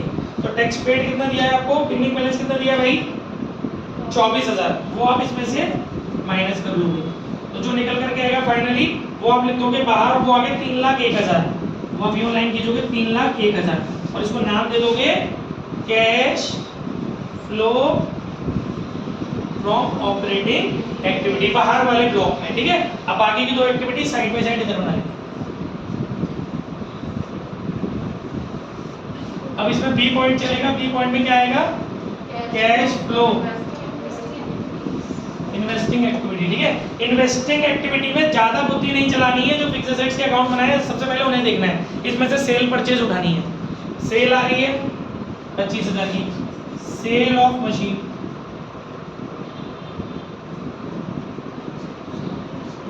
परचेज आ रही है 220,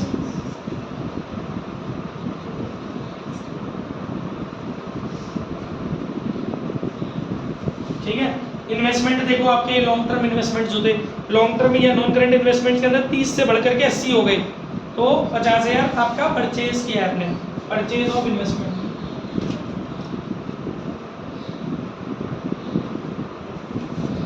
परचेज करेंगे तो नेगेटिव हो जाता है क्योंकि पैसा जाता है। ठीक है, और देखो कोई फिक्स एसेट्स आपको नजर आ रही हो, दूर दूर तक नजर नहीं आ रही, इसकी इंटरेस्ट ले लेंगे। नॉन करंट इन्वेस्टमेंट की जो इंटरेस्ट थी ना वो आ जाएगी, इनकम फ्रॉम इन्वेस्टमेंट या इंटरेस्ट फ्रॉम इन्वेस्टमेंट कितनी थी 3,000 ऐड होगी, वो इनकम है। बाकी रेंट रिसिप्ट वगैरह आता है, इंटरेस्ट रिसिप्ट वगैरह आता है, रेंट रिसिप्ट वगैरह कुछ उसमें है नहीं, तो चलो इस एक्टिविटी को भी बंद कर दो। ये इतने ही सौदे आ रहे हैं ना बस इसमें। अब जो निकल के आ रहा है वो आगे आपका 2,42,000 यानी नेगेटिव आ रहा है। Cash used in investing activity बाहर। ठीक है, third activity cash flow from financing activity. इसके अंदर आपको मैंने बताया था share debenture loan decrease increase देखनी है, इंटरेस्ट पेड डिविडेंड पेड देखना है, बस हो जाएगा काम। और लोन में आपकी दोनों बोरिंग्स आ जाएंगी, short term long term. Cash credit bank overdraft short term borrowings के अंदर माने जाते हैं। अब देखिए भाई शेयर कैपिटल के आगे नोट नंबर लग रहा है, तो शेयर कैपिटल के आगे नोट नंबर लग रहा है, नीचे देख रहे हैं नोट्स अकाउंट्स में। इसमें देखिए भैया 2 शेयर कैपिटल है, इक्विटी 3 लाख से बढ़कर के 3.5 लाख हो गई, तो 50,000 आपकी हो गई। और उसने बोला है नीचे कि fresh equity share were issued at a premium of 10%, यानी कि आप यहाँ तो लिखोगे आप proceeds from issue of equity share capital. कितने रुपए आ गए आपके पास 50,000, और प्रीमियम पे इश्यू किए ना सिक्योरिटी प्रीमियम। सिक्योरिटी प्रीमियम कितना हो गया 50,000 का 10%, 5,000। देख बैलेंस शीट में, देख बैलेंस शीट में पहले सिक्योरिटी प्रीमियम नहीं होगा, 5,000 हो गया होगा। देख चेक कर reserve to reserve and surplus के वर्किंग नोट में, पहले डैश है फिर 5,000 है, तो वो सौदा यहाँ जाएगा। आगे समझ में, कोई उल्टी सी जगह मत डाल देना उसको, यही ठिकाना है उसको, अपने घर में लौट के आना है। फिर इसके बाद क्या है भाई, प्रेफरेंशियल कैपिटल की पिक्चर देखो।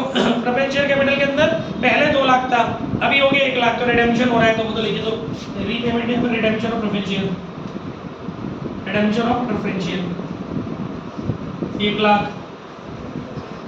और कितने रुपए प्रीमियम पे हो रहा है इसका, देखिए इसमें प्रीमियम और रिडेम्पशन ऑफ प्रेफरेंशियल आपको पहले से बैलेंस शीट के अंदर दिया हुआ था, वो चेक करो कम हो रहा होगा, क्योंकि उसने बोला था ना कि 5% प्रीमियम पे हम पेमेंट कर रहे हैं, हम 1 लाख रुपए का 5% निकालेंगे तो 5000 आएगा।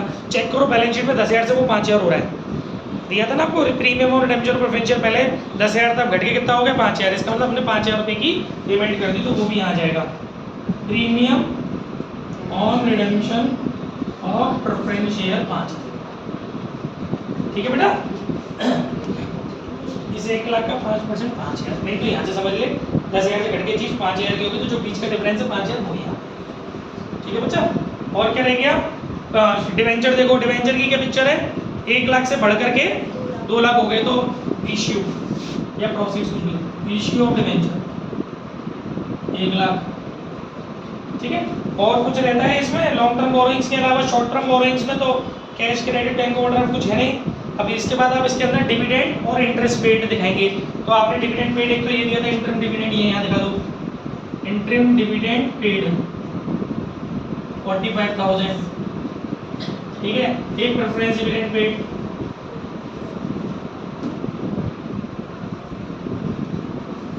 लग जाएगा कल तक का टाइम, कल भी 2 घंटे की क्लास लेनी पड़ेगी, लेकिन समस्या ये है कि 3:30 बजे युवराज सर नहीं पढ़ा सकते, कैसे ले 2 घंटे की क्लास, क्योंकि कल भी मुझे 2 घंटे चाहिए, तब कैश फ्लो खत्म करा पाऊंगा मैं, बहुत है, अभी तो मुझे दिख रहा है मैं तो 1.5 घंटे में इतना सा करा पाया हूँ, तो मेरे पे तो भी कम से कम 50 क्वेश्चन में पार्ट डले हुए हैं, सब एक दूसरे से अलग है, जब आपका कैश फ्लो पूरा हो, मुझे 2 घंटे चाहिए कल भी। देखिए भाई, प्रेफरेंस डिविडेंड पेड हो गया, बात नहीं करो यार बच्चों, बात करने की मैं बहुत हूँ तो सही। प्रेफरेंस डिविडेंड पेड हो गया 24,000, और क्या भाई, और क्या रहता है बेटा, interest on debenture, yes, interest on debenture कहाँ से मिलेगी आपको, यहाँ दिखती नहीं, 10,000 इंटरेस्ट ऑन डिवेंचर पेड। और कुछ रह गया, सॉल्यूशन पे नहीं, क्वेश्चन पे देखना, नहीं तो ऐसे कॉन्फिडेंस बिल्डअप नहीं कर पाओगे, कम से कम 20 क्वेश्चन करने अपने आज इस चैप्टर के, बड़े बड़े देखिए जो उन्हें कर डालो। और क्या है भाई, कुछ रह गया, चेक करो जरा, कुछ रह रहा हो, 50,000, 5,000, 1 lakh, 1 lakh, 1 lakh plus 1 lakh minus 5,000 minus, ठीक है 10,000, ठीक है 43,000, 24,000 सब हो गया, ये आ गया बेटा, टोटल आपका कितना आ गया, 29,000 आ गया।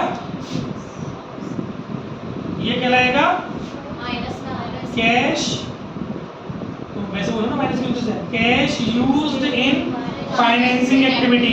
अब आप तीनों एक्टिविटियों को जोड़ेंगे, first activity, second activity, third activity, पहली पॉजिटिव है, दूसरी नेगेटिव है, तीसरी नेगेटिव है, लेकिन इसमें से ये दोनों घट जाएंगी, तो पॉजिटिव आंसर आएगा, तो वो कहलाएगा increase in cash and cash equivalent, net increase in cash and cash equivalent. कितना आएगा बेटा, 30,000। इसके अंदर आप ऐड करेंगे cash and cash equivalent in the beginning. इसमें देखिए कितने कैश एंड कैश इक्विवेलेंट है भैया, एक तो इसके अंदर देखिए कैश, एक तो इसके अंदर 42,000 का है cash and cash equivalent beginning में, और जो करंट इन्वेस्टमेंट था मार्केटेबल सिक्योरिटी वो भी है 8,000 की, तो 42 और 8 टोटल 50,000 आ जाएंगे, ऐसे ब्रैकेट में दिखा देना, 42 प्लस 8,000, 50,000 आप इसमें देखोगे जोड़ोगे, और तो क्या चमत्कार पाओगे, 80,000, ये आ रहा होगा आपका cash and cash equivalent at the and.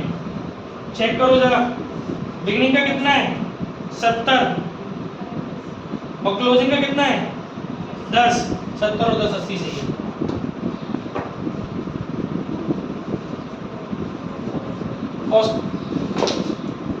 देखिए एक क्वेश्चन, अब सब लोग मेरी तरफ देखेंगे, इधर उधर ना नाचो। देखो बेटा, एक क्वेश्चन आपको बहुत तमीज से कराया है और उसमें बहुत सारी बातें बताने की कोशिश भी की गई है। अब मैं क्या करने वाला हूँ कि अब जो चेंजेस आएंगे क्वेश्चन के अंदर वो मैं आपके साथ डिस्कस करूँ, है ना। तो अब आपको मुझे बहुत ध्यान से सुनने की जरूरत है और घर जाके इन पॉइंट्स को सुनना है, क्योंकि ओरल पढ़ने से इस चैप्टर को कुछ नहीं होने का, कम से कम 20 से 25 क्वेश्चन या 15 से 20 क्वेश्चन आपको अपने हाथ से लगाने पड़ेंगे जब तक आपके अंदर कॉन्फिडेंस नहीं आ रहा। मेरा काम तो केवल कॉन्सेप्ट्स को एक जगह डिलीवर करने का है। आप लोग इतना कर सकते हो कि जो आज मैं 4-5 क्वेश्चन आपके साथ डिस्कस कर रहा हूँ, घर जाके उन्हें लगा लेना लॉन्ग। पहले मैं आपके साथ लॉन्ग डिस्कस कर रहा हूँ। खैर वो लॉन्ग और शॉर्ट से आपको मतलब नहीं, क्योंकि मैं तो केवल एक पार्ट डिस्कस कर रहा हूँ उसमें जो चेंज हो रहा है। तो आप उसमें से काम करिएगा, कम से कम 8-10 लॉन्ग क्वेश्चंस जो मैंने चूज किए हैं उनको उठा लेना और घर पे सॉल्व कर लेना पूरे सिस्टम से। कोई डाउट है तो कल मुझसे पूछ लेना, आज ही कर लेना, नहीं तो कल की क्लास में सब बाउंस मारेगा तुम्हारे दिमाग से, जो बच्चे कम पढ़ रहे हैं। ध्यान रखें उस बात को, ठीक है भाई। तो अब हम लोग डिस्कस करने जा रहे हैं इलस्ट्रेशन 58। ठीक है, इलस्ट्रेशन 58 में क्या बोला है बेटा? देखिए इसमें जो मुझे डिस्कस करना है, बहुत ध्यान से सुनेंगे, की पॉइंट एक्चुअली इलस्ट्रेशन 58 नहीं डिस्कस करना है मुझे अब शुरू करना है इलस्ट्रेशन नंबर 53। किसी का कॉल है तो बता दिया करो। इलस्ट्रेशन नंबर 53 मुझे डिस्कस करना है आपसे, टीएस ग्रेवाल इलस्ट्रेशन 53। इसके अंदर मेरे को एक पॉइंट डिस्कस करना है। एडिशनल इंफॉर्मेशन के अंदर पॉइंट नंबर 1 दिया है, income tax paid during the year 35,000। मैंने तो पेज भी बोला, page number 5.64 illustration 53 Varuna limited. अब जो पुरानी तो खेल कर देगी। हाँ जी सुनते रहो, टाइम नहीं है। Income tax paid during the year 35,000। देखो जो इस क्वेश्चन से अब चीजें अलग हो रही है, सिर्फ मैं वो उठा के ला रहा हूँ भाई। पिछले वाले क्वेश्चन के अंदर हमें टैक्स से रिलेटेड कोई एडजस्टमेंट नहीं दी थी, तो हमने क्या किया था, बिगिनिंग वाले बैलेंस को हमने यहाँ माइनस किया था tax paid, cash generated from operation में से, और क्लोजिंग वाले बैलेंस को हमने यहाँ पर प्लस किया था कैलकुलेशन में। लेकिन इस क्वेश्चन में आपको इस क्वेश्चन के अंदर सबसे शानदार बात क्या है कि आपको प्रोविजन फॉर टैक्स का ओपनिंग और क्लोजिंग बैलेंस नहीं दिया, आपको केवल और केवल एक एडजस्टमेंट दी है, इनकम टैक्स पेड। अब आप क्या करोगे, कोई और इंफॉर्मेशन नहीं है तो उसी को आप यहां दिखाओगे और उसी को आप वहां दिखाओगे। That was the concept. बहुत काम करता आपके लिए, समझ में आ गया? क्योंकि प्रोविजन फॉर टैक्स का जो ओपनिंग और क्लोजिंग बैलेंस है वो आपको बैलेंस शीट के अंदर नहीं दिया। क्लियर? पॉज। एक साल में भी को प्रिंट करके 2 साल में एक नंबर। हाँ ऐसे होता है। देखिए भाई पूर्वी कीप क्वाइट। अरे यार शांत रहो, मीटिंग को यार तुम्हारी जिम्मेदारी है। देखिए कूट जगह बोले तो illustration 54 TS Grewal, illustration 54 TS Grewal. इसमें जो मुझे आपको बताना है वो मुझे ये लग रहा है, इसके अंदर पॉइंट नंबर एडजस्टमेंट का second, an old building book value of which 63,000 was sold at loss of 5,000। मैं हर चीज आपकी कवर करा दूंगा, मुझे सुनते रहो, आपको कुछ सोचने की जरूरत नहीं है।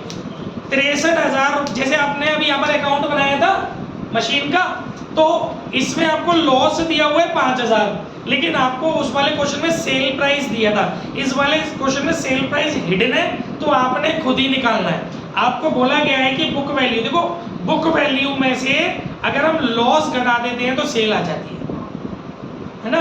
तो 63,000 में से 5,000 रुपये अगर हम घटा देंगे तो 58,000 की हमारी सेल आ जाएगी, और सेल का ठिकाना आपको पता है, लॉस का ठिकाना आपको पता है, और बुक वैल्यू को कोई ठिकाना नहीं। पॉज नहीं। Next illustration 55 TS Grewal. इसमें मुझे जो डिस्कस करना है, इसके अंदर डिवेंचर के आगे लगा हुआ है 12% डिवेंचर। क्वेश्चन में दिया है 2021 को हमारे डिवेंचर का बैलेंस है 3.5 लाख, 2022 को हमारे डिवेंचर का बैलेंस है 4.5 लाख। प्रथम दृष्टया नजर आ रहा है कि 1 लाख रुपए बढ़ गया है ना। एडजस्टमेंट दी है इसमें regarding first 1 lakh rupees 12% debenture were issued on 31 मार्च 2022। इसका मतलब कि आपने डिवेंचर कब इश्यू की है, क्लोजिंग में। तो जो परसेंटेज निकलेगा 12% वो कौन से बैलेंस में निकलेगा, 3.5 लाख पर। ठीक है, ये मैं पहले भी बता चुका था, फिर से आ गया, कोई बात नहीं। इस क्वेश्चन में भी समझाया था, जब आप डिवेंचर नए वाले क्लोजिंग डेट पे इश्यू करोगी तो उस पे आपको इंटरेस्ट नहीं देनी है, ओपनिंग बैलेंस पे आपको इंटरेस्ट देनी है। जो 4,50,000 रुपए के डिवेंचर है उस पर आपको इंटरेस्ट नहीं देनी है 12% की, 3,50,000 रुपए के डिवेंचर है उस पर देनी है, क्योंकि जो 1 लाख रुपए का एडिशन हुआ है वो लास्ट में हुआ है, तो अभी तो आप होल्ड तो करो उस पैसे को 1-2 साल, तभी तो 1 साल उसी, तभी तो इंटरेस्ट दोगी। ठीक है, इलस्ट्रेशन 56 टीएस ग्रेवाल। मेरे को आपको इसमें ये बताना है, फिर से मैं डिवेंचर बताना चाहता हूँ। 8% debenture, opening balance 5 lakh, closing balance 8 lakh, adjustment दी है, debenture were issued on 1 April 2017। तो अब आप समझ गए कैसे करना है, कैसे करके लाना है इसको। ठीक है, आगे बढ़ते हैं। अभी बताया ऑप्शन ओपनिंग है ना, क्योंकि तूने इस बार 1 अप्रैल 2017 को इश्यू कर दी है, तो इस बार तुझे जो इंटरेस्ट देनी पड़ेगी ना 8%, वो 8 लाख पे देनी है, क्योंकि तूने डिवेंचर शुरू में ही इश्यू कर दिए। तो पूरे 8 लाख, जो 3 लाख रुपए के डिवेंचर तेरे बढ़ गए, वो पूरे 1 तारीख को ही बढ़ गए शुरू में ही, तो साल भर तक तुम पे रहेंगे। तो तुम उनके, तुम्हारे लिए जो डिवेंचर हो गए वो 8 लाख रुपए के हो गए, जिसमें तुम्हारी इंटरेस्ट पेड ऑफ होगी।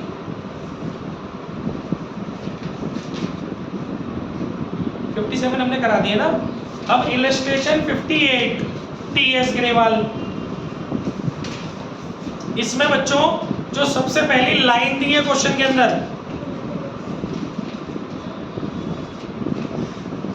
पूर्वी ना बैठाएगा, कैश फ्लो नहीं बेटा, तारीफ करा था, cash flow from the operating activity of financial, पता नहीं क्या पिनेकल जो भी है, हाँ ठीक जो क्या हम गवा रहे, ठीक है, limited for the year ended 31 March 2019 was 28,000। Guys, first activity का आंसर निकला दिया है। तो जब फर्स्ट एक्टिविटी का आंसर निकला दिया होता है ना, तो इस क्वेश्चन में फर्स्ट एक्टिविटी से रिलेटेड बहुत सारे सौदे दिए, सब इग्नोर, क्योंकि जब फर्स्ट एक्टिविटी का आंसर निकला दे दिया तो कहाँ नेट प्रॉफिट और कहाँ प्रोविजन फॉर टैक्स और कहाँ टैक्स पेड, सब खत्म पिक्चर। ये बताने वाला डिस्क्लेमर था, इसलिए दिया, एक इन्फॉर्मेशन बहुत जरूरी थी तुम तक पहुंचना। एक और भी है इसके अंदर पॉइंट, इसी क्वेश्चन के अंदर एक पॉइंट है जो इस क्वेश्चन से अलग है। इस वाले क्वेश्चन में ध्यान से सुनेंगे मुझे,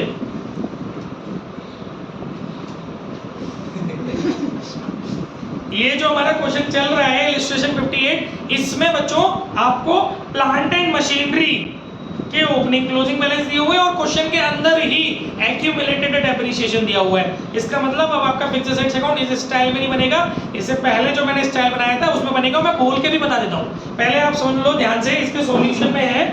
अब क्या करेंगे, सॉल्यूशन भेज लेना आपस में। आप क्या करोगे बेटा कि एक अकाउंट बनाओगे प्लांट एंड मशीनरी का, एक अकाउंट बनाओगे एक्यूमुलेटेड डेप्रिसिएशन का।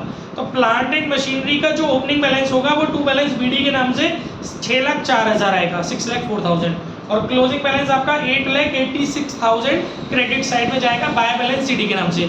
ऑन दी अदर एंड जो आप एक्यूमुलेटेड डेप्रिसिएशन का अकाउंट बनाओगे उसका ओपनिंग बैलेंस आपका 80,000 बाय बैलेंस बीडी के नाम से जाएगा और closing balance 1,40,000 to balance CD के नाम से जाएगा। अब एडजस्टमेंट पढ़ते हैं। एडजस्टमेंट है इसकी फर्स्ट वाली, वो कह रहा है एक machine book value 90,000, book value का कोई रोल नहीं होता, लेकिन दिखाते कहीं नहीं, पर यूज में आती है वो।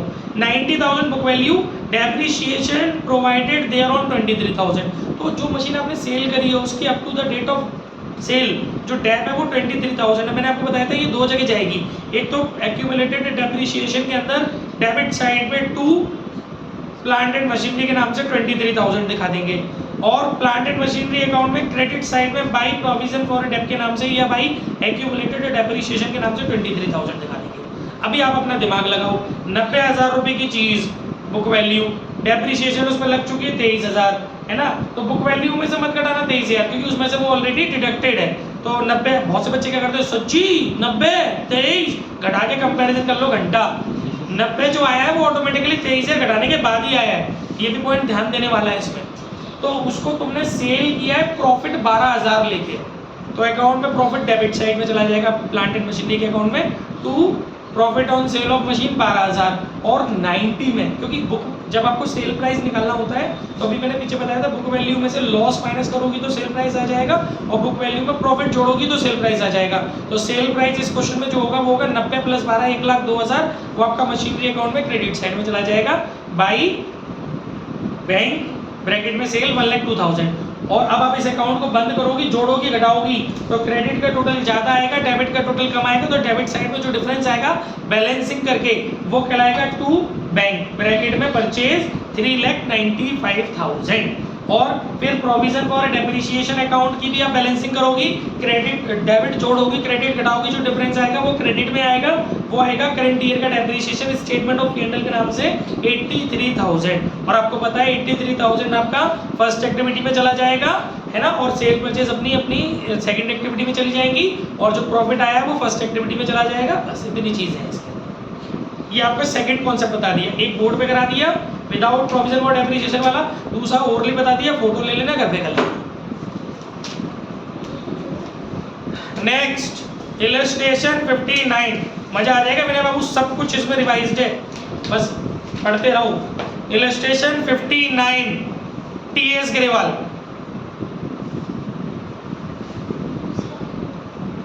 इसमें मुझे आपसे जो बतियाना है वो बतियाना है अबाउट नॉन करंट इन्वेस्टमेंट। इसमें जो नॉन करंट इन्वेस्टमेंट दिए हुए भैया, बिगिनिंग में दिए हुए 50,000 के, क्लोजिंग में दिए हुए 40,000 के, प्रथम दृष्टया साफ साफ दिख रहा है 10,000 रुपए के कट गए, तो सेल सी नजर आ रही है, कोई एडजस्टमेंट हो तो देख लो। हाँ है तो सब, इसमें तो बहुत सारी एडजस्टमेंट देखो। इसमें है second adjustment, during the year non current investment were sold, ध्यान से सुनना, during the year non current investment were sold at a profit of 20%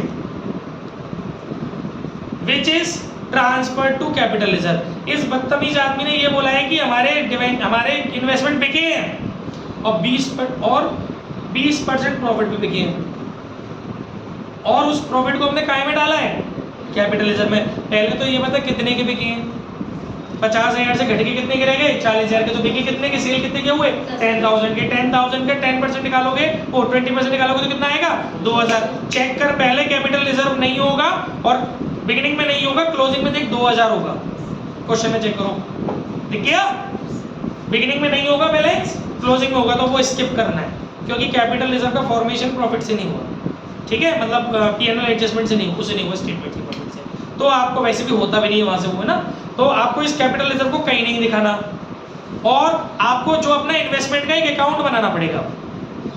तो वो कैसे बनेगा, ओपनिंग बैलेंस इन्वेस्टमेंट का आपका है 50,000 to balance BD, closing balance आपका इन्वेस्टमेंट का है 40,000 बाय बैलेंस CD, सेल आपने किया है 12,000 में, प्रॉफिट के साथ ही तो किया है क्योंकि 10,000 का सौदा और 2,000 का प्रॉफिट, तो बाई बैंक ब्रैकेट में सेल 12,000, प्रॉफिट आपका जाएगा डेबिट साइड में क्योंकि आपने देखा था ना फिक्स्ड एसेट्स के प्रॉफिट टू कैपिटल रिजर्व के नाम से, to gain on sale of machinery नहीं, टू कैपिटल रिजर्व के नाम से गेन है ना, कितना 2,000। बाकी अब अपने अकाउंट की टोटलिंग करो, देखो कि बराबर आ रहा है नहीं आ रहा, बराबर आ रहा है।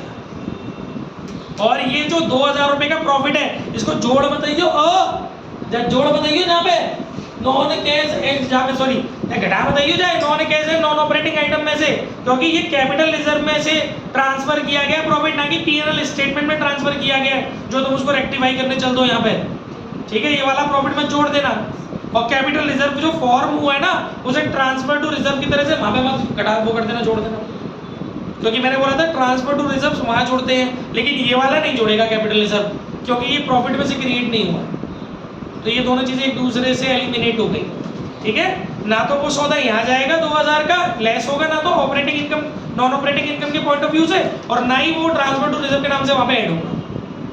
बात समझ में आ गई, और अकाउंट बना लिया, क्योंकि बनाना इसलिए जरूरी है क्योंकि वो बोलेगा शोइंग योर वर्किंग क्लियरली, इसलिए अकाउंट बना के दिखाना है इनके। और भी बात मुझे बतानी है इसके बारे में, चैप्टर इस क्वेश्चन के बारे में कोई दिक्कत?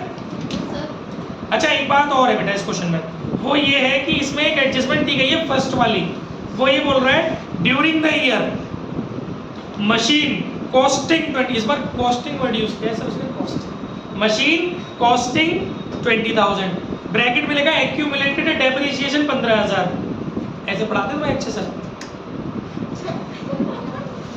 During the year machine costing 20,000, accumulated depreciation 15,000, was sold at 12,000। पहले तो क्वेश्चन चेक करो कहीं एक्यूमुलेट, सुन लेती, पहले तो क्वेश्चन चेक करो कहीं भी एक्यूमुलेटेड डेप नहीं दिया पूरे क्वेश्चन में, मतलब बैलेंस शीट के अंदर, मतलब और नीचे भी कोई बैलेंस नहीं है ना। सर उसके अलाउंस में है क्या बेटा है है? हाँ तो है, इट्स ओके, ठीक है ना। हाँ तो मैं वही तो कहता, बैलेंस शीट में नहीं दिया, नोट्स अकाउंट में चेक करो, ठीक है बेटा। तो चलो कोई बात नहीं है। तो देखो आपको करना क्या है, आपको सिर्फ इतना करना है कि आपको WDV रफ में निकालनी पड़ेगी। ये तो आप जानते हो जी, 20,000 की कॉस्टिंग, 20,000 की कॉस्टिंग कहीं मत दिखा देना, क्योंकि आपने एक पार्ट बेचा है, लेकिन आपको ये पता करना पड़ेगा कि आपने बेचा कितने में है। वो भी आपको पता है 12,000 में बेचा है, लेकिन आपको प्रॉफिट लॉस निकालना है ना, तो उसके लिए ये फॉर्मूला याद रखना कि कॉस्टिंग में से पहले एक्यूमुलेटेड डेप कटाइए, costing minus accumulated dep minus sale, या sale minus costing minus accumulated dep, मतलब sale minus WDV। Actually profit और लॉस निकालने का फॉर्मूला होता है सेल माइनस WDV, तो आपका आएगा प्रॉफिट, और अगर WDV माइनस सेल आ रही तो आपका आएगा लॉस। लेकिन इस क्वेश्चन में WDV नहीं दी, तो WDV निकालने के लिए आप क्या करेंगे, कॉस्टिंग माइनस एक्यूमुलेटेड डेप। तो इस क्वेश्चन में 20,000 रुपए की आपकी कॉस्टिंग है, एक्यूमुलेटेड डेप है आपका 15,000 का, 20 में से 15 गए तो आपके बचे 5,000, तो आपकी WDV जो थी वो 5,000 थी, आप उसको सेल करके आ रहे हो 12,000 में, तो आपको प्रॉफिट आ गया 7,000 का, तो वो 7,000 रुपए का प्रॉफिट आपको अकाउंट में दिखाना पड़ेगा। और बाकी एक्यूमुलेटेड डेप का सीन तो मैं भी आपको बता चुका हूँ, जो जस्ट पिछले क्वेश्चन में बताया। एक बात और बतानी है मुझे इस क्वेश्चन में, adjustment number 4, tax of 15,000 was paid during the year।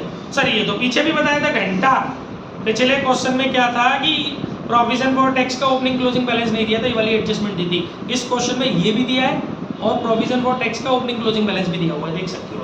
Provision for tax का opening closing balance notes to accounts में दिया, कहाँ दिया है, नहीं दिया, मेरी उड़ गई है, बदतमीजी क्यों की मैंने,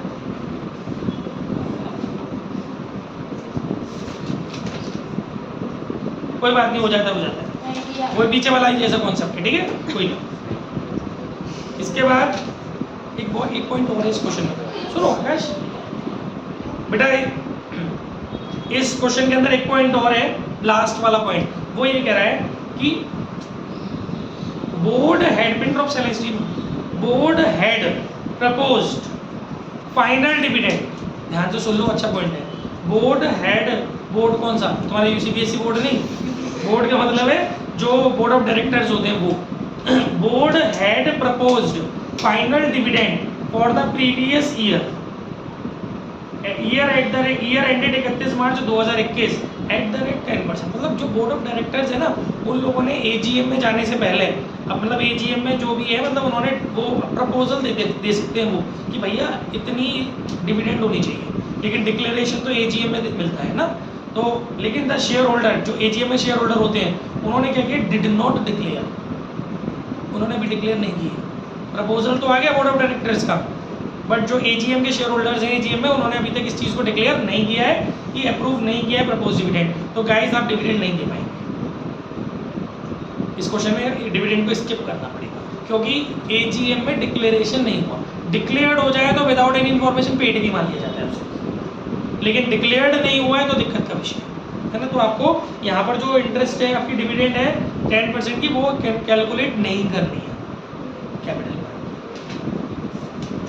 पर। कोई दिक्कत,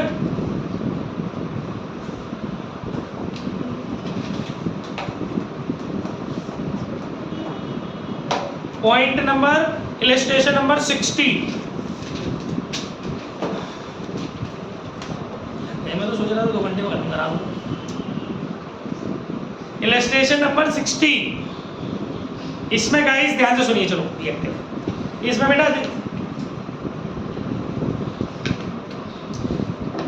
एक तो मेरे को पॉइंट बताना है, इसमें आपको long term borrowings, non current liability के अंदर ध्यान से देखिए, नॉन करंट लायबिलिटी के अंदर आपको लॉन्ग टर्म बोरोइंग नजर आ रहा है और नोट नंबर 1 नजर आ रहा है।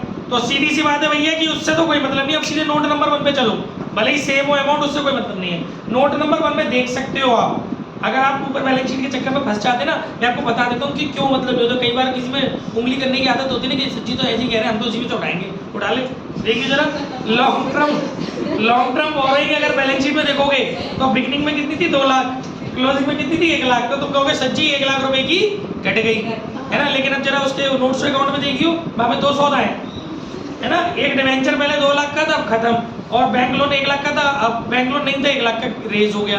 तो दोनों को कंसीडर करना है, ऊपर से कुछ पता नहीं चल रहा, इसलिए ऊपर वाले हमको उसमें तो है ग्रुप का जो आंसर है वो ऊपर ट्रांसफर किया उसने, तो आप उससे मत लेके चलना जिनके आगे नोट्स अकाउंट नहीं है। अब आपको दोनों चीजें कंसीडर करनी है। तो अब डिवेंचर की बात करें, जैसे पहले 2 लाख के डिवेंचर थे और अभी आपके नील, इसका मतलब आपका रिडेम्पशन हो गया डिवेंचर, है ना। आप जानते हो क्या करना है इसका, और परसेंटेज भी मैं आपको बखूबी बता चुका हूँ, ठीक है। और बैंक लोन पहले नहीं था, गुनगुन इसकी हाफ नेम वाली गुण, बैंक लोन पहले नहीं था बेटा, अभी है, तो तू बता किधर जाएगा, बता दीदी गुण। बैंक लोन पहले नहीं था, अब कहाँ जाएगा गुण बैंक लोन, हरियांशी कहाँ जाएगा, ठीक है मुझे हंसने वाले व्यवस्थाएं चल रही सभी। तू बता मुझे आपकी पूछ में लेनी भाई यार। एक हिंदी में था अतिशयोक्ति अलंकार, इंग्लिश में बोलता है हाइपरबोल, फिगर ऑफ स्पीच बोलते हैं ना अलंकार को। उसमें एक हिंदी में, हमारे जमाने में, तुम्हारे जमाने तो पता नहीं, मैं तो 2002 में गया था स्कूल, तो उस जमाने में बताते थे अतिशयोक्ति अलंकार के एक उदाहरण था, हनुमान की पूंछ में लग नहीं पाई आग, सुना है किसी ने, लंका सारी जारी गई, गई निशाचर भाग, हाँ। तो ये अतिशयोक्ति अलंकार का उदाहरण था कि मतलब इतना बात को बढ़ा चढ़ा के बोला गया है कि हनुमान जी की पूंछ में आग तो लग नहीं पाई, और उससे उन्होंने पूछ से आग लगी, पूछ से पूरी लंका जला दी। और एक और था वो इंग्लिश में, कौन सा था, I saw 10,000 at a glance, at a glance ना, हाँ तुम्हारे जमाने में एडवांस हो गया होगा, बट मेरे जमाने में एट अ ग्लांस था। मतलब I saw 10,000 flowers at a glance, मतलब मैंने एक बार में 10,000 फूल देख डाले। वो तो जीवन देख लेगा 10,000 फूल।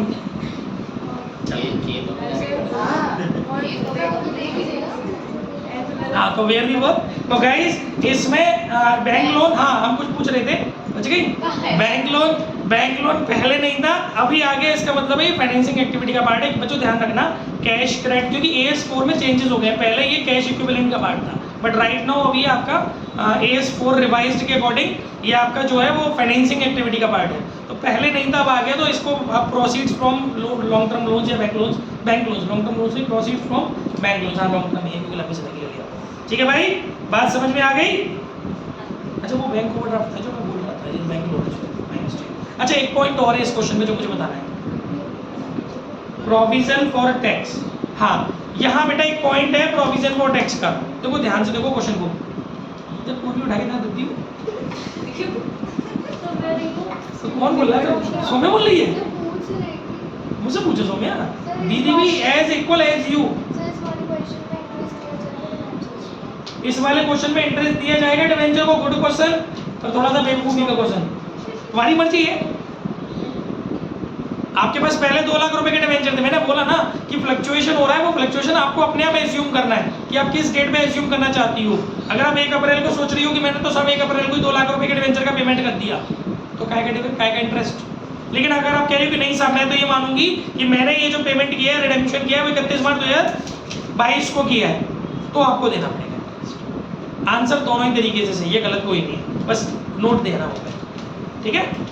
हाँ तो अभी बेटा इसमें मेरे को एक डिविडेंड टैक्स के बारे में बात बतानी है। देखो इसके अंदर प्रोविजन फॉर टैक्स दिया हुआ है ना, उसमें ओपनिंग बैलेंस आपको दिया हुआ है 80,000, क्लोजिंग बैलेंस दिया हुआ है 95,000।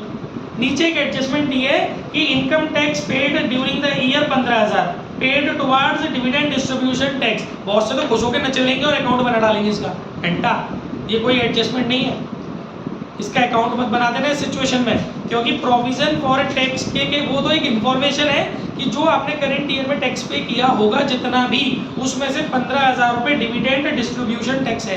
ये मैं परसों बता रहा था। तो डिविडेंड डिस्ट्रीब्यूशन टैक्स जो होता है ना, वो फाइनेंसिंग एक्टिविटी का पार्ट होता है। तो पहले तो ये 15,000 रुपये फाइनेंसिंग एक्टिविटी में माइनस होंगे, payment of dividend distribution tax. और दूसरा, अब जब कोई एडजस्टमेंट नहीं है तो आपको मैंने क्या बताया था, प्रोविजन फॉर टैक्स का जो ओपनिंग बैलेंस होगा वो यहाँ पर माइनस होगा कैश जनरेटेड फ्रॉम ऑपरेशन में से। जरा चेक करो फाइनेंसिंग प्रोविजन फॉर टैक्स का ओपनिंग बैलेंस कितना है, 80,000 है ना, घंटा 80,000 माइनस मत कर दियो, इसमें 15,000 रुपये डिविडेंड डिस्ट्रीब्यूशन टैक्स है, तो तुम 65,000 माइनस करोगी फर्स्ट एक्टिविटी में से। समझ में आ गया? 65,000 रुपये आपको फर्स्ट एक्टिविटी में से cash generated from operation before tax में से माइनस करने हैं, और वहाँ पूरे जुड़ेंगे 95,000, वहाँ से कोई मतलब नहीं है। और 15,000 रुपये कहाँ चले जाएंगे? Third activity. आगे बात समझ बढ़िया तरीका से। और इसमें जो कंटिंजेंट लायबिलिटी दी है उसमें प्रपोज डिविडेंड की 2 रेट दी है। बच्चे विल गेट कंफ्यूज्ड कि सर जी कौन सी परसेंटेज निकाले, काहे पे निकाले। तो प्यारे बच्चों, क्लोजिंग को सब उड़ा दूँ, ओपनिंग की परसेंटेज लेना है और ओपनिंग बैलेंस पर ही इवेल्युएट करना है। 15% है आपका ओपनिंग बैलेंस, और ओपनिंग कैपिटल हमारी कितनी है? 10 लाख। 10 लाख का 15% 1.5 लाख है। 2 जगह जाएगा, आपको मालूम नहीं है, एक तो यहाँ और एक कहाँ? ठीक है।